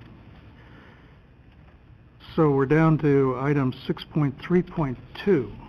Yes, and this item pertains to a planned sale of 2 separate parcels, or 2 separate areas in the Niles part of Fremont by the city of Fremont. And one of the areas that the city is interested in rezoning and selling abuts Snell Pond, and of course that would be an interest to ACWD. So Mr. Stevenson is going to provide an update on what has been happening between ACWD and the city of Fremont regarding this issue over the past several days. Yeah, thank you. So as Mr. Shaver mentioned, these properties that we're going to talk about are on the periphery of the existing Niles Community Park, and that's what's shown here in the green, within the green oval, at least the major parts of the Niles Community Park. You can also see within the green oval there are our Snell Pond and also Growl Pond, and these are part of our groundwater recharge operation. The two lots that the city is working on. They're preparing these lots for sale. These are part of the larger park properties. The city's working on dividing these parcels off from the park and selling them. They currently contain homes. They've had homes on them since the city acquired these properties, the larger park properties, when the park was being assembled in the 60s and the early 70s. The two lots are, one is 37697 3rd Street, and that's this guy right here, and then 351 G Street, and that's this guy here. That's a much larger lot. District staff haven't found any issues with the 3rd Street lot. However, staff have requested some additional coordination related to the G Street lot. So kind of zooming in a little bit more on the G Street lot, you can see it's in proximity to the Snell Pond. And given that proximity, one of the issues the district raised and wanted to have some additional discussion with the city about was any potential impacts related to water quality on the district's groundwater recharge operations. But importantly, the district staff also pointed out that a portion of the Niles Community Park and the proposed G Street lot is the subject of a 1975 agreement between the district and the city, and some recorded easements that flowed from that agreement that provide for the joint public use of the park area for both recreation and water supply purposes. So that agreement and easement area is generally shown, a little difficult to see, but in the purple surrounding both Snell and Grow Ponds. And you can see the City of Fremont proposed G Street lot there in the yellow. The city, as they were preparing these lots for sale, didn't realize that this easement existed because it's not shown on the title report. And so it's a bit of a mystery as to why it doesn't show it as an exception to title. We've got some theories, but it is a recorded document. Zooming in even further, we can see the easement and agreement line relative to the proposed property line on that G Street lot.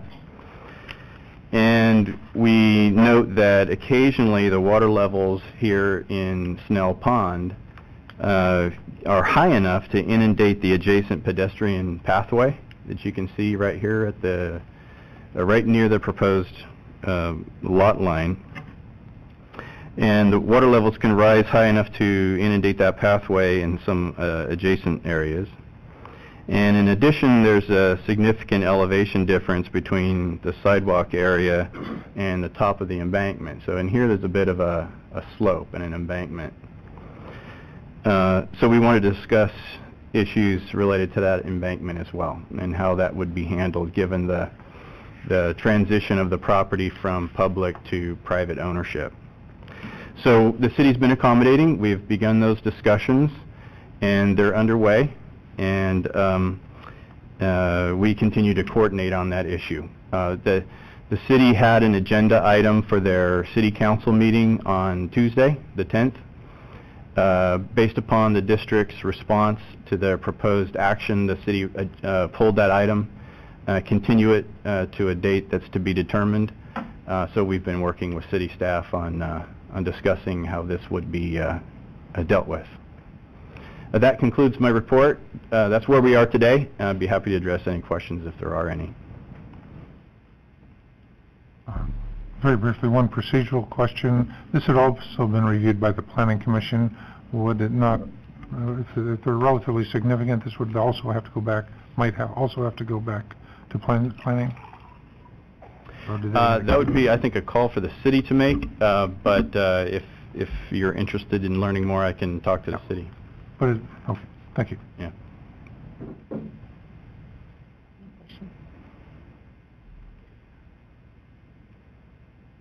Director Weed, do you want to...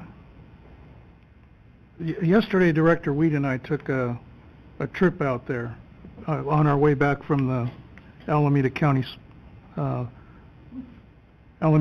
Special Districts Association meeting. So we spent a fair amount of time out there before lunch. And would you like to talk about what visually we saw? Well, I'd like to know... You're more familiar with the property than I am, but... I'd like to thank Mr. Robert Galton, who had contacted me and when he saw the plans, asked about what the impacts were to the water district, and I was able to get in touch with the staff, and they proceeded with the discussions with the city, which are ongoing and appropriate. This is a hillside, which we've had experience in the past with the city surplusing properties that were adjacent to our operational pits. And in the case of the Sequoia, they ultimately required a setback for any development from the edge of the pit. Here, there's clearly some evidence of erosion on the hillside, and I assume the process will work through now, and that the parties are all involved, engaged. Just so the board understands, what's interested is these two pits really don't function so much as groundwater recharge pits anymore. They kind of float on the above the fault sort of groundwater level, and so in certain years we don't really have really great control over the elevation of the water. I've seen those pathways underwater. And yes, that has occurred in the past, and we've worked with the city. Our agreement stipulates that to the best of our ability, we're to operate within a certain range. But you know, sometimes that's difficult in particularly wet years. Even though we're not actively diverting, the levels can continue to rise. So it's just another issue that's being discussed as part of our overall discussions. Sorry about that. Let me just offer a couple of thoughts here. First of all, right on where the easement is, it's hard to see it here, but there really is, what, about a 20-foot drop-off? 15 to 20 feet drop-off? 12 to 15. It actually varies along the length of that property, but yeah, it's on that order. Yeah, and what I witnessed was the erosion of that whole area, and that even the bracing that's around there, the old railroad tie logs, is breaking away and expanding, and there could be some real future property issues there. It kind of reminds me of a cliff where things are just eating away. Let me ask a few questions here. If we can go back to the previous slide where you have the large, there we go. So I don't really mind or have any objections to the city selling the other property, the smaller one, a couple of streets away. But if you go and walk this park, and I may just go down to a city council meeting or the Parks and Recreation Committee and point this out, it's really one of the most beautiful natural parks in all of Fremont. And, you know, having grown up as a kid exploring around here and everything, this is truly one of the jewels of Fremont. And I think in a desperate attempt by the city council to sell off every piece of property in the city to fund a Taj Mahal downtown, they're missing out on a really grand opportunity here to fold this property into a whole park plan. I mean, this would be a really nice scenic setting. It has the trees, it has the shade, and if you look at the whole parcel, it would be integrated so nicely into that whole park area without a lot of disturbance to the community. And what I saw up on the posted sign was more high-density development. you know, for that property. So, to me, that's, if you have the choice between townhouses or some condos there versus integrating this into the Fuller Park, I think the city should keep the property, take off the established buildings, structures, and work to resolve those issues along the perimeter and fold it in. I think that would be an ideal way of looking at this property for all the citizens of Fremont. Just to add a piece of information to that, the city is proposing to restrict development on that property, at least according to the actions they were going to take on Tuesday. They were going to record some deed restrictions to the property, prevent subdivision. So there's 2 structures on it now, and they would limit it to just those and not allow further subdivision. Oh, is that right? Yeah. Because I thought I saw something different on the sign about going up to 7 or 8. Well, I think what the council was considering was revising the zoning from open space to low-density residential, which allows. Well, so that's the issue. So this lot would be zoned to R18. So that's 8,000 square foot minimum parcel sizes, but it's a 8,000 square foot parcel. So in order to prevent it from being subdivided, they would have to also add a deed restriction. So that was all planned as part of the restrictions when they were to sell the property. None of that has been formalized yet, but that's what they have in the record currently. The other observation that Director Weed and I had is there's a nice set of concrete, it's a concrete park area with benches and a barbecue and everything adjacent to that sidewalk. Yeah, you just miss it here. It's a really beautiful picnic spot overlooking Snell Pond, right there. And once during the drought, that was completely underwater, from what I understand. I've heard the same report. I'd have to defer to my and then colleague. In prior years, all of that was inundated and underwater.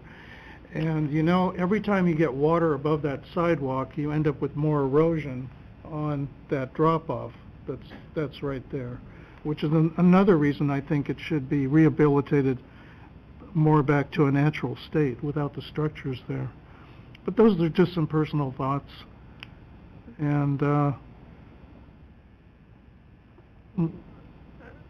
my final question was on what land the district owns itself. Is it everything within the easement? No? No, the district doesn't actually own this property. No, but what about where the ponds are? Right, the district doesn't own the pond properties either. That's City of Fremont property.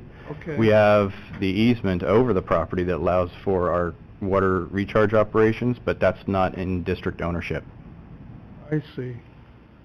And in case the director is considering it, staff's opinion is that the district is not interested in acquiring the property, given that essentially we have a challenge with all open space type areas that we own with homeless encampments at this point. We So- also don't need it. Yeah. Right, there's no reason to keep Correct. a property where we have no use for it. It wouldn't serve a useful purpose. We don't have any purpose for it. I do agree with Director Sethy. I mean, I've been to this park multiple times. I think it'd be a great addition to it. However, I mean, I live in Union City, so my voice for this park in Niles is limited to just a user.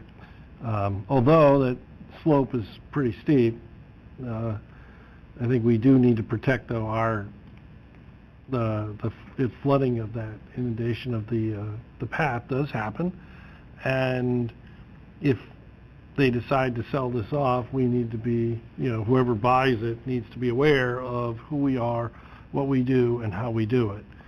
And I wish they would include it into the park. Once they sell it, it's gone.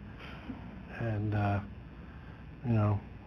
the great environmentalist of Fremont I'm a little bit surprised, but not necessarily surprised. Well, you know, former Director Art Lampert up here when he was on the Fremont City Council for many years was the great visionary along with the founder of Fremont Bank, Morris Hyman, in planning out our Central Park and other park facilities, and a portion of Quarry Lakes Park is named after Lampert Knoll. And I think that he would have been the first person to jump up and say, let's save this and integrate it as part of the whole plan for the park there, and that the city's being short-sighted and not having some future vision here. So anyway, I don't want to belabor the point. Okay. So, thank you. Anything to add, Ed? Okay. So, a couple of additional quick items.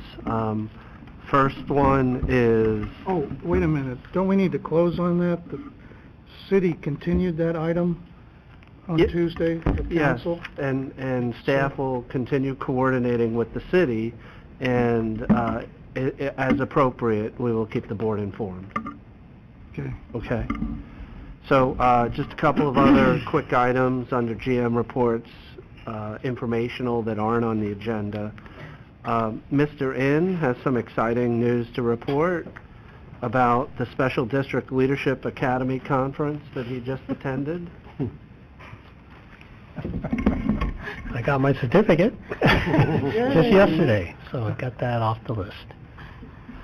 So, as far as I know, the district has completed and checked all the boxes required to become a district of distinction from the Special District Leadership Foundation, and we would be platinum level, so the highest level that a special district can achieve.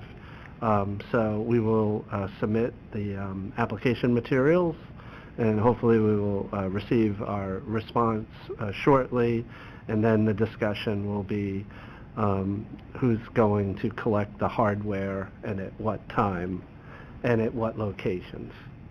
Okay, we'll keep you informed. I believe there's one more box to be checked, and I trust I'll get that done tomorrow. Very good. Ethics.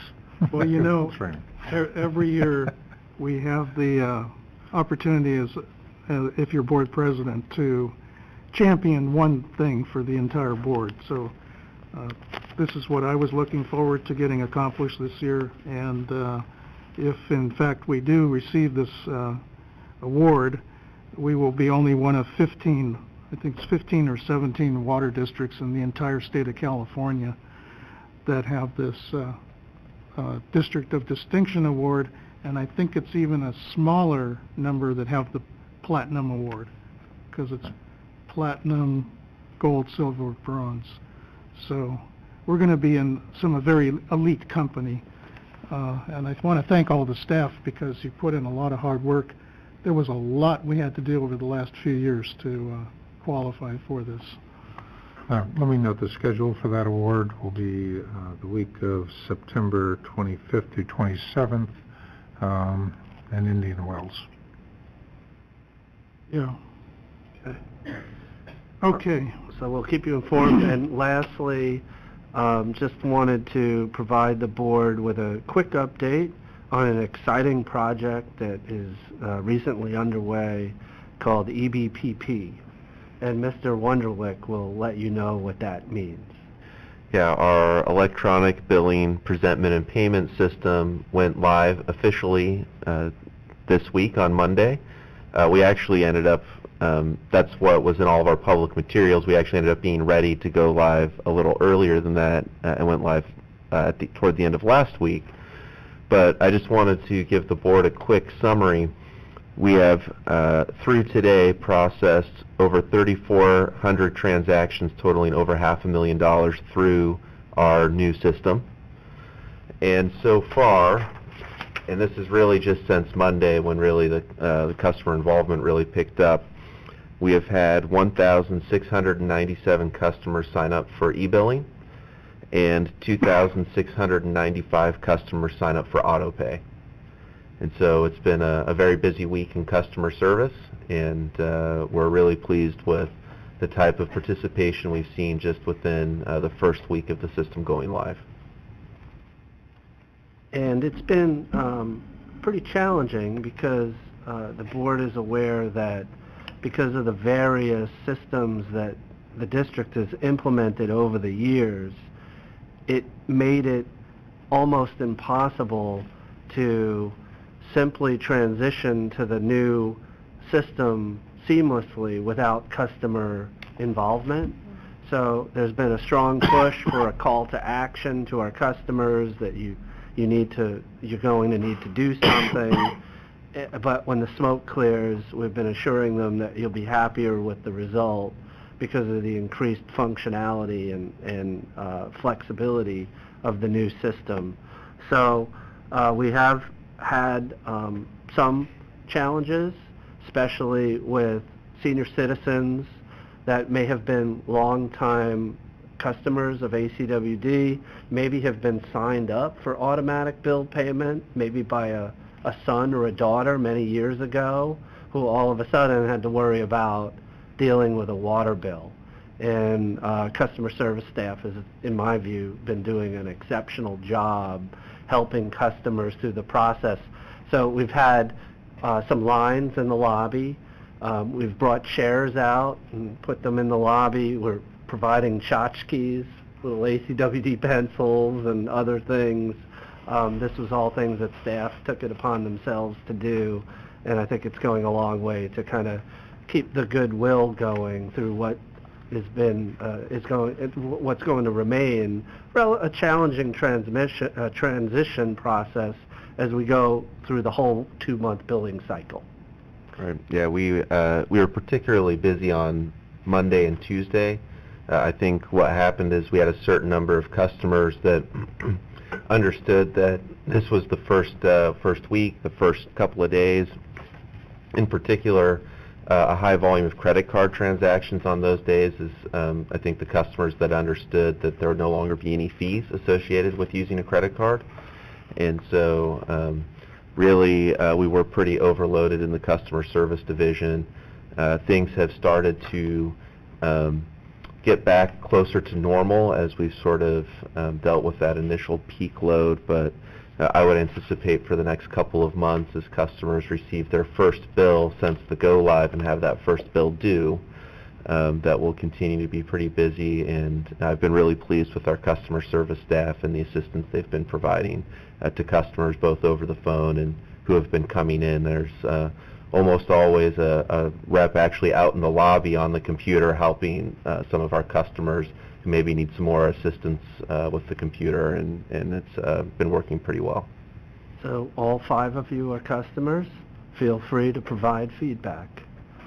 So I looked at my card. I did too. I'm going to take care of mine tomorrow. and will too, but I do have a question. Do you know if any of our customers experience problems signing up? Any growing pains? Yeah, so there is the potential, because there's an authentication process when somebody signs up for an account, and so it is possible if we did not have certain data already in our customer information system that we would not be able to do that authentication process, and they would need to call up and speak with a customer service representative. So some of that is occurring, and so when that happens, what our customer service reps have been doing is they get that data into the customer information system, and then typically what they do is they stay on the phone with the customer to help walk them through the steps they need to do until they get that confirmation that they've been signed up.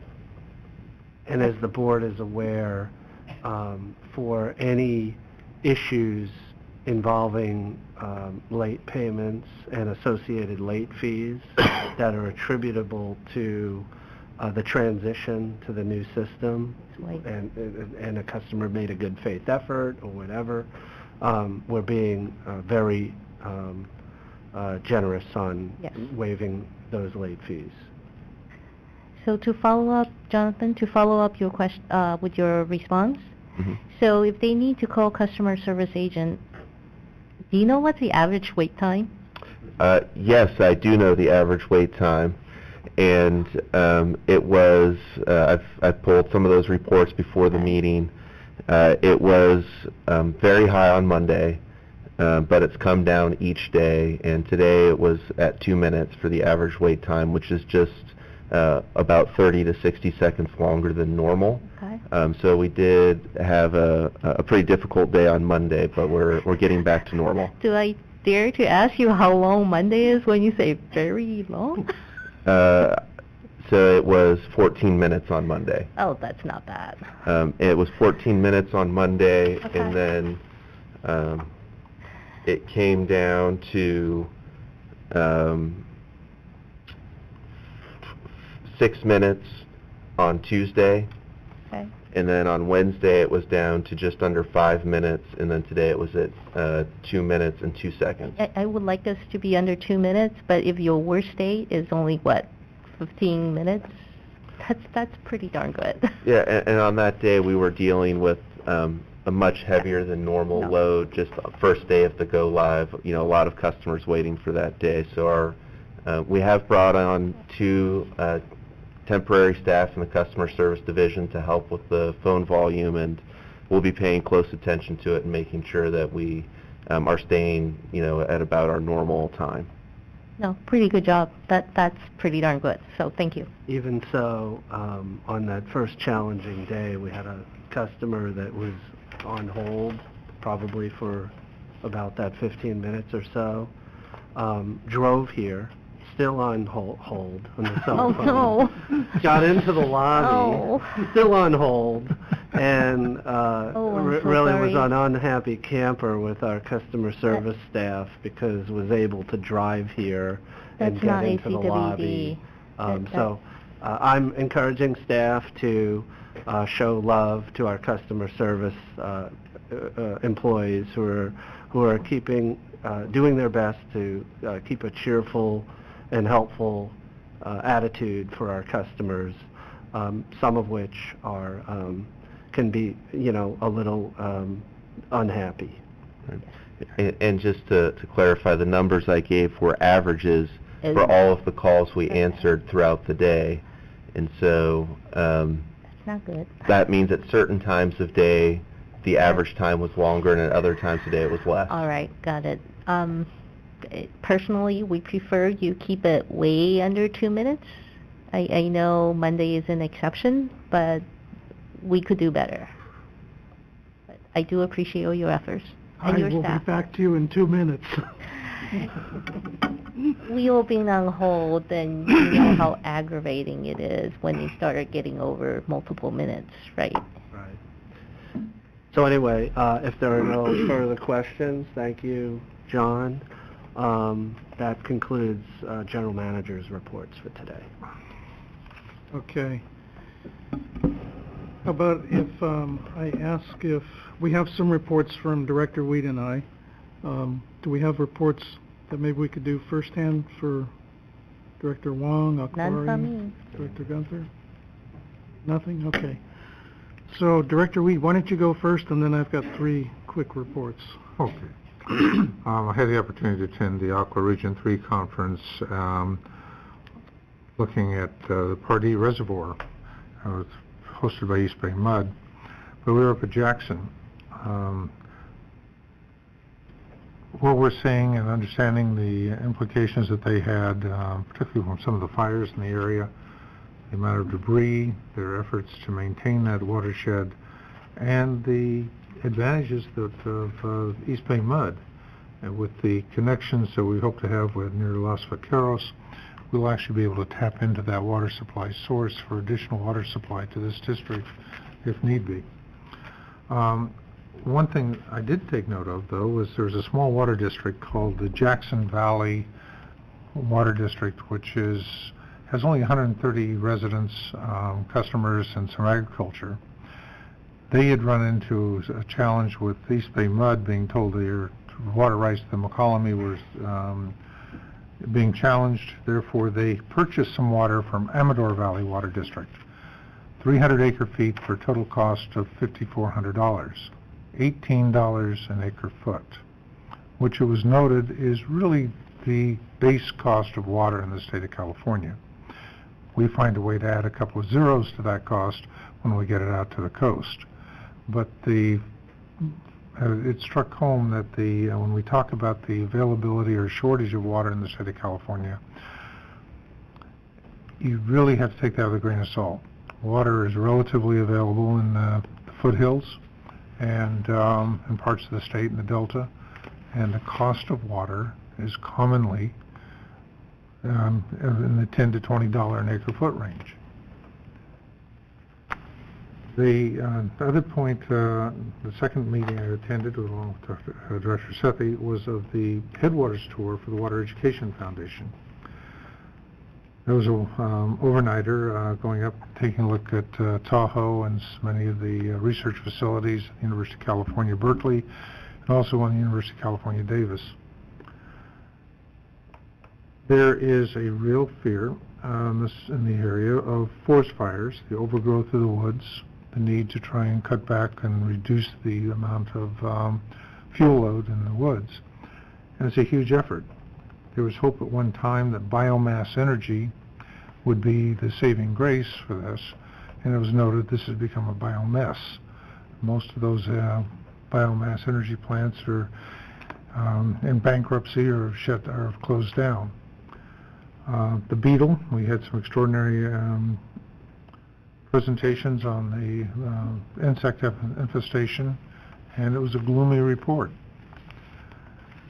The $2 billion being invested in the Lake Tahoe area with the governance structure that includes both federal representation as well as 2 states is a study in mass bureaucracy and how to spend money chasing a very poorly defined goal.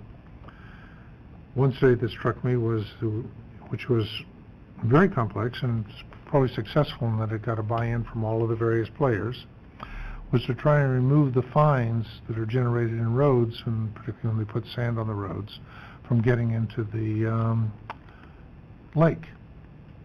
But when we later saw the cost analysis, it was coming out around $80 a pound for those fines. There are a lot of fines. We looked at a creek that had been cut through a meadow with a bulldozer. With the permitting and other costs, $5 million a mile. $7.5 million for this 20-foot wide man-made rut through an existing meadow. Cost be damned. It was an extraordinary effort, but one that shows also the challenges and the extraordinary amount of money that can be spent with very marginal results in the environmental effort. Thank you. Okay. So first thing I wanted to inform the board about is that Director Weed and I attended the Alameda County Special Districts Association meeting in the morning, and afterward, at the conclusion of that, we had an election that was conducted by a county representative and LAFCO, the new representative for LAFCO.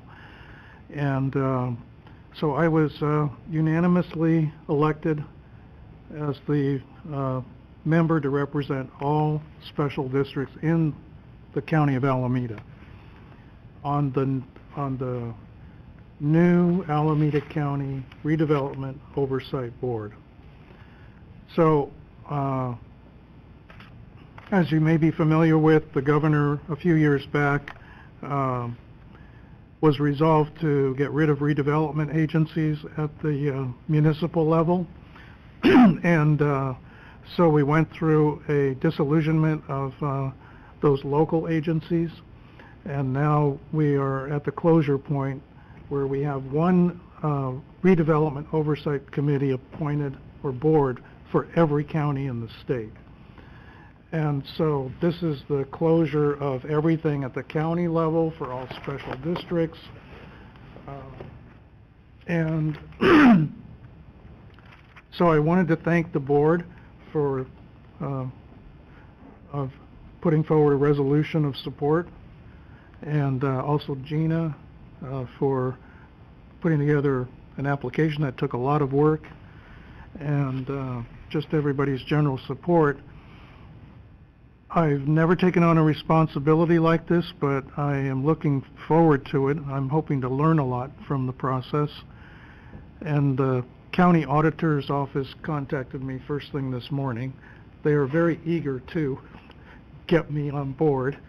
And they said, you'll be having to digest a couple of boxes of information that go back a couple of decades, and you need to be ready within 30 days to be up to speed on everything for every single special district in the county.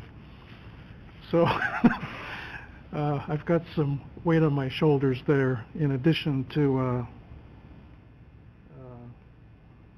going up to Sacramento next week for the Finance JPA. But I'm looking forward to it. It's a new adventure, and I'm hoping to learn some new things here. So, I need to cover the 7.1, the Russian River Watershed Health Tour program.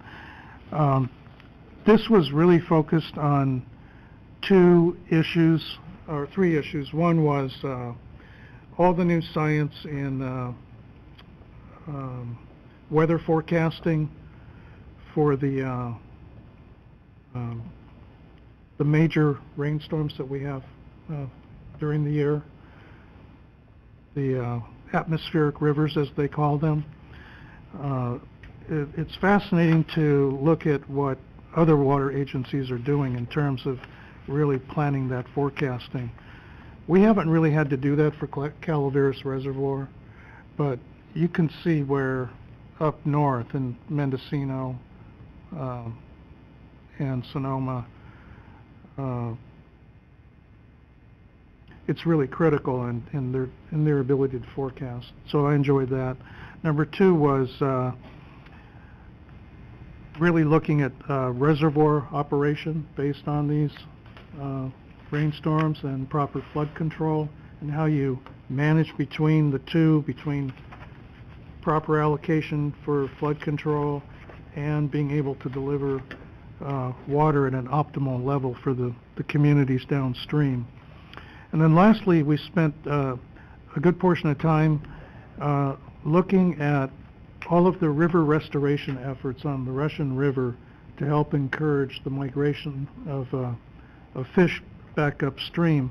And I find that really interesting personally as a director representing the community, because of the investment that we're making in our own fish ladders and fish screens, and knowing that we're going to have to do future river restoration up through Niles Canyon and other areas.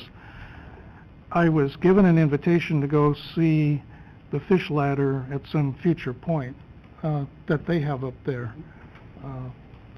So we didn't visit that, but I was told it is using the very latest design technology. All right, before I lose my voice, let's get down to the Headwaters Tour.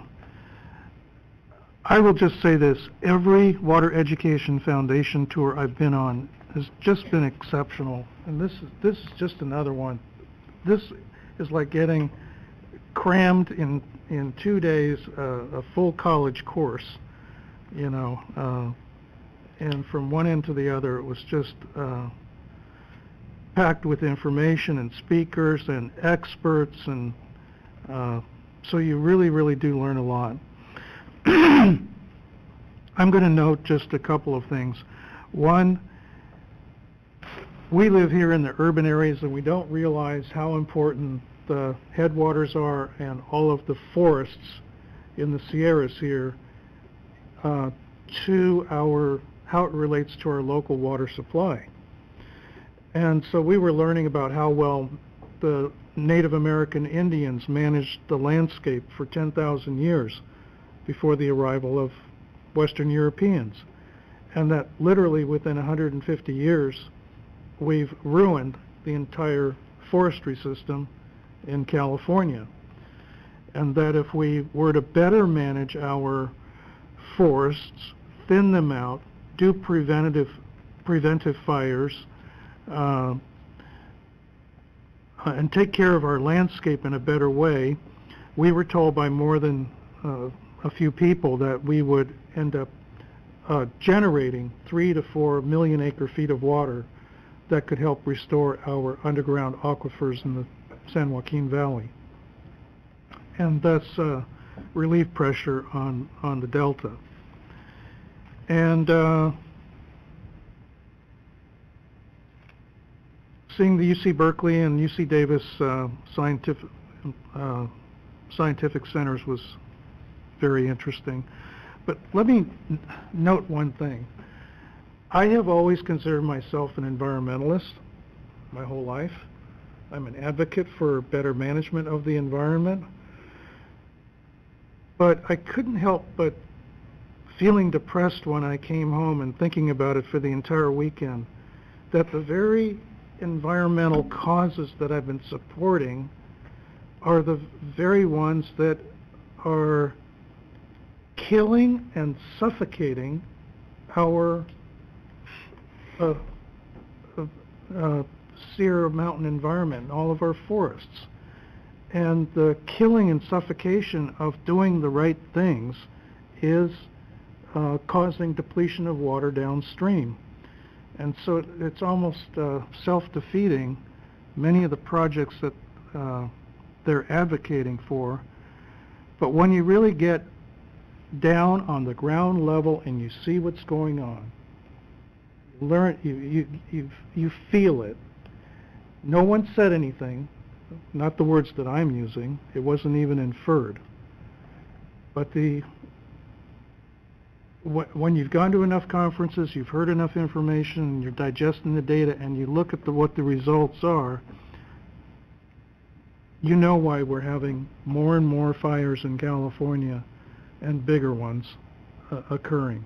It's because we're not managing our landscape well enough. So I'll close with that. I am optimistic about the future, though.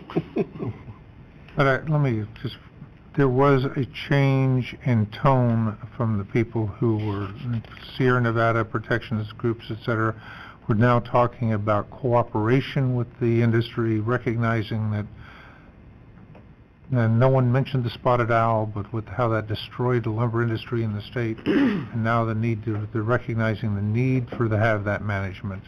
We had a presentation from a private investment company that was managing 1.9 million acres of forestry land, and they're now embracing those management concepts from the so some environmentalists have realized that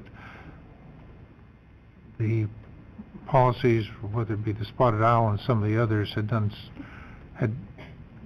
put us in a really poor position when it came to protecting this resource. And then we lose it in a fire of extreme heat that totally destroys watershed, bakes the ground, and had been an unintended and undesired consequence to some very altruistic concepts that unfortunately had support of the political environment in the state and still has some political support. You know, Director Weed and I, of course you drive all the way up to Rancho Cordova and then you come back, you've got a lot of time in the car, right? So we get into some really interesting debates and conversation. And on the drive back, we were both asking ourselves and trying to think out of the box, how do we solve this problem? And I think that Director Weed and I came to kind of a common leaning that there are some really interesting private industry solutions to take a look at, that it's not all government. And if you provide the right government, private incentives, we could solve a lot of these problems. So I'm looking forward maybe at the next Aqua State Water Management Committee, because they bring up these issues there, to maybe articulate a position, but I would want to make sure it's well thought out and there's it's research before we put it forward. Okay. I don't want to embarrass the water district. Okay, so how about if we move to our closed-door session? Could I turn it over to legal counsel to read us into the process here? Sure. It is 8:33, and the board is going to convene into closed session pursuant to California Government Code Section 54957.6, conference with labor negotiators.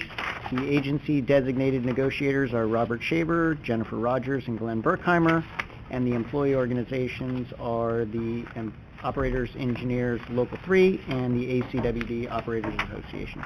You may now convene into closed.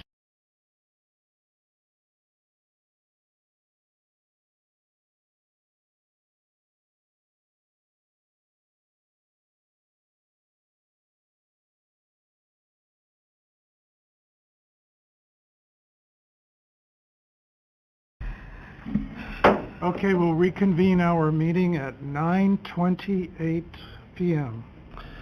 Thank you, President Sethy. The board has returned from closed session. The item is 8.1 pursuant to California Government Code Section 54957.6, conference with labor negotiators. The agency-designated negotiators are Robert Shaver, Jennifer Rogers, and Glenn Berkheimer. The employee organizations are Operating Engineers Local 3 and ACWD Operators Association. And during closed session, the board provided direction to the agency-designated negotiators, and that concludes the closed session report. Any other board comments? Nothing from staff? Okay, we'll adjourn the meeting at approximately 9:30.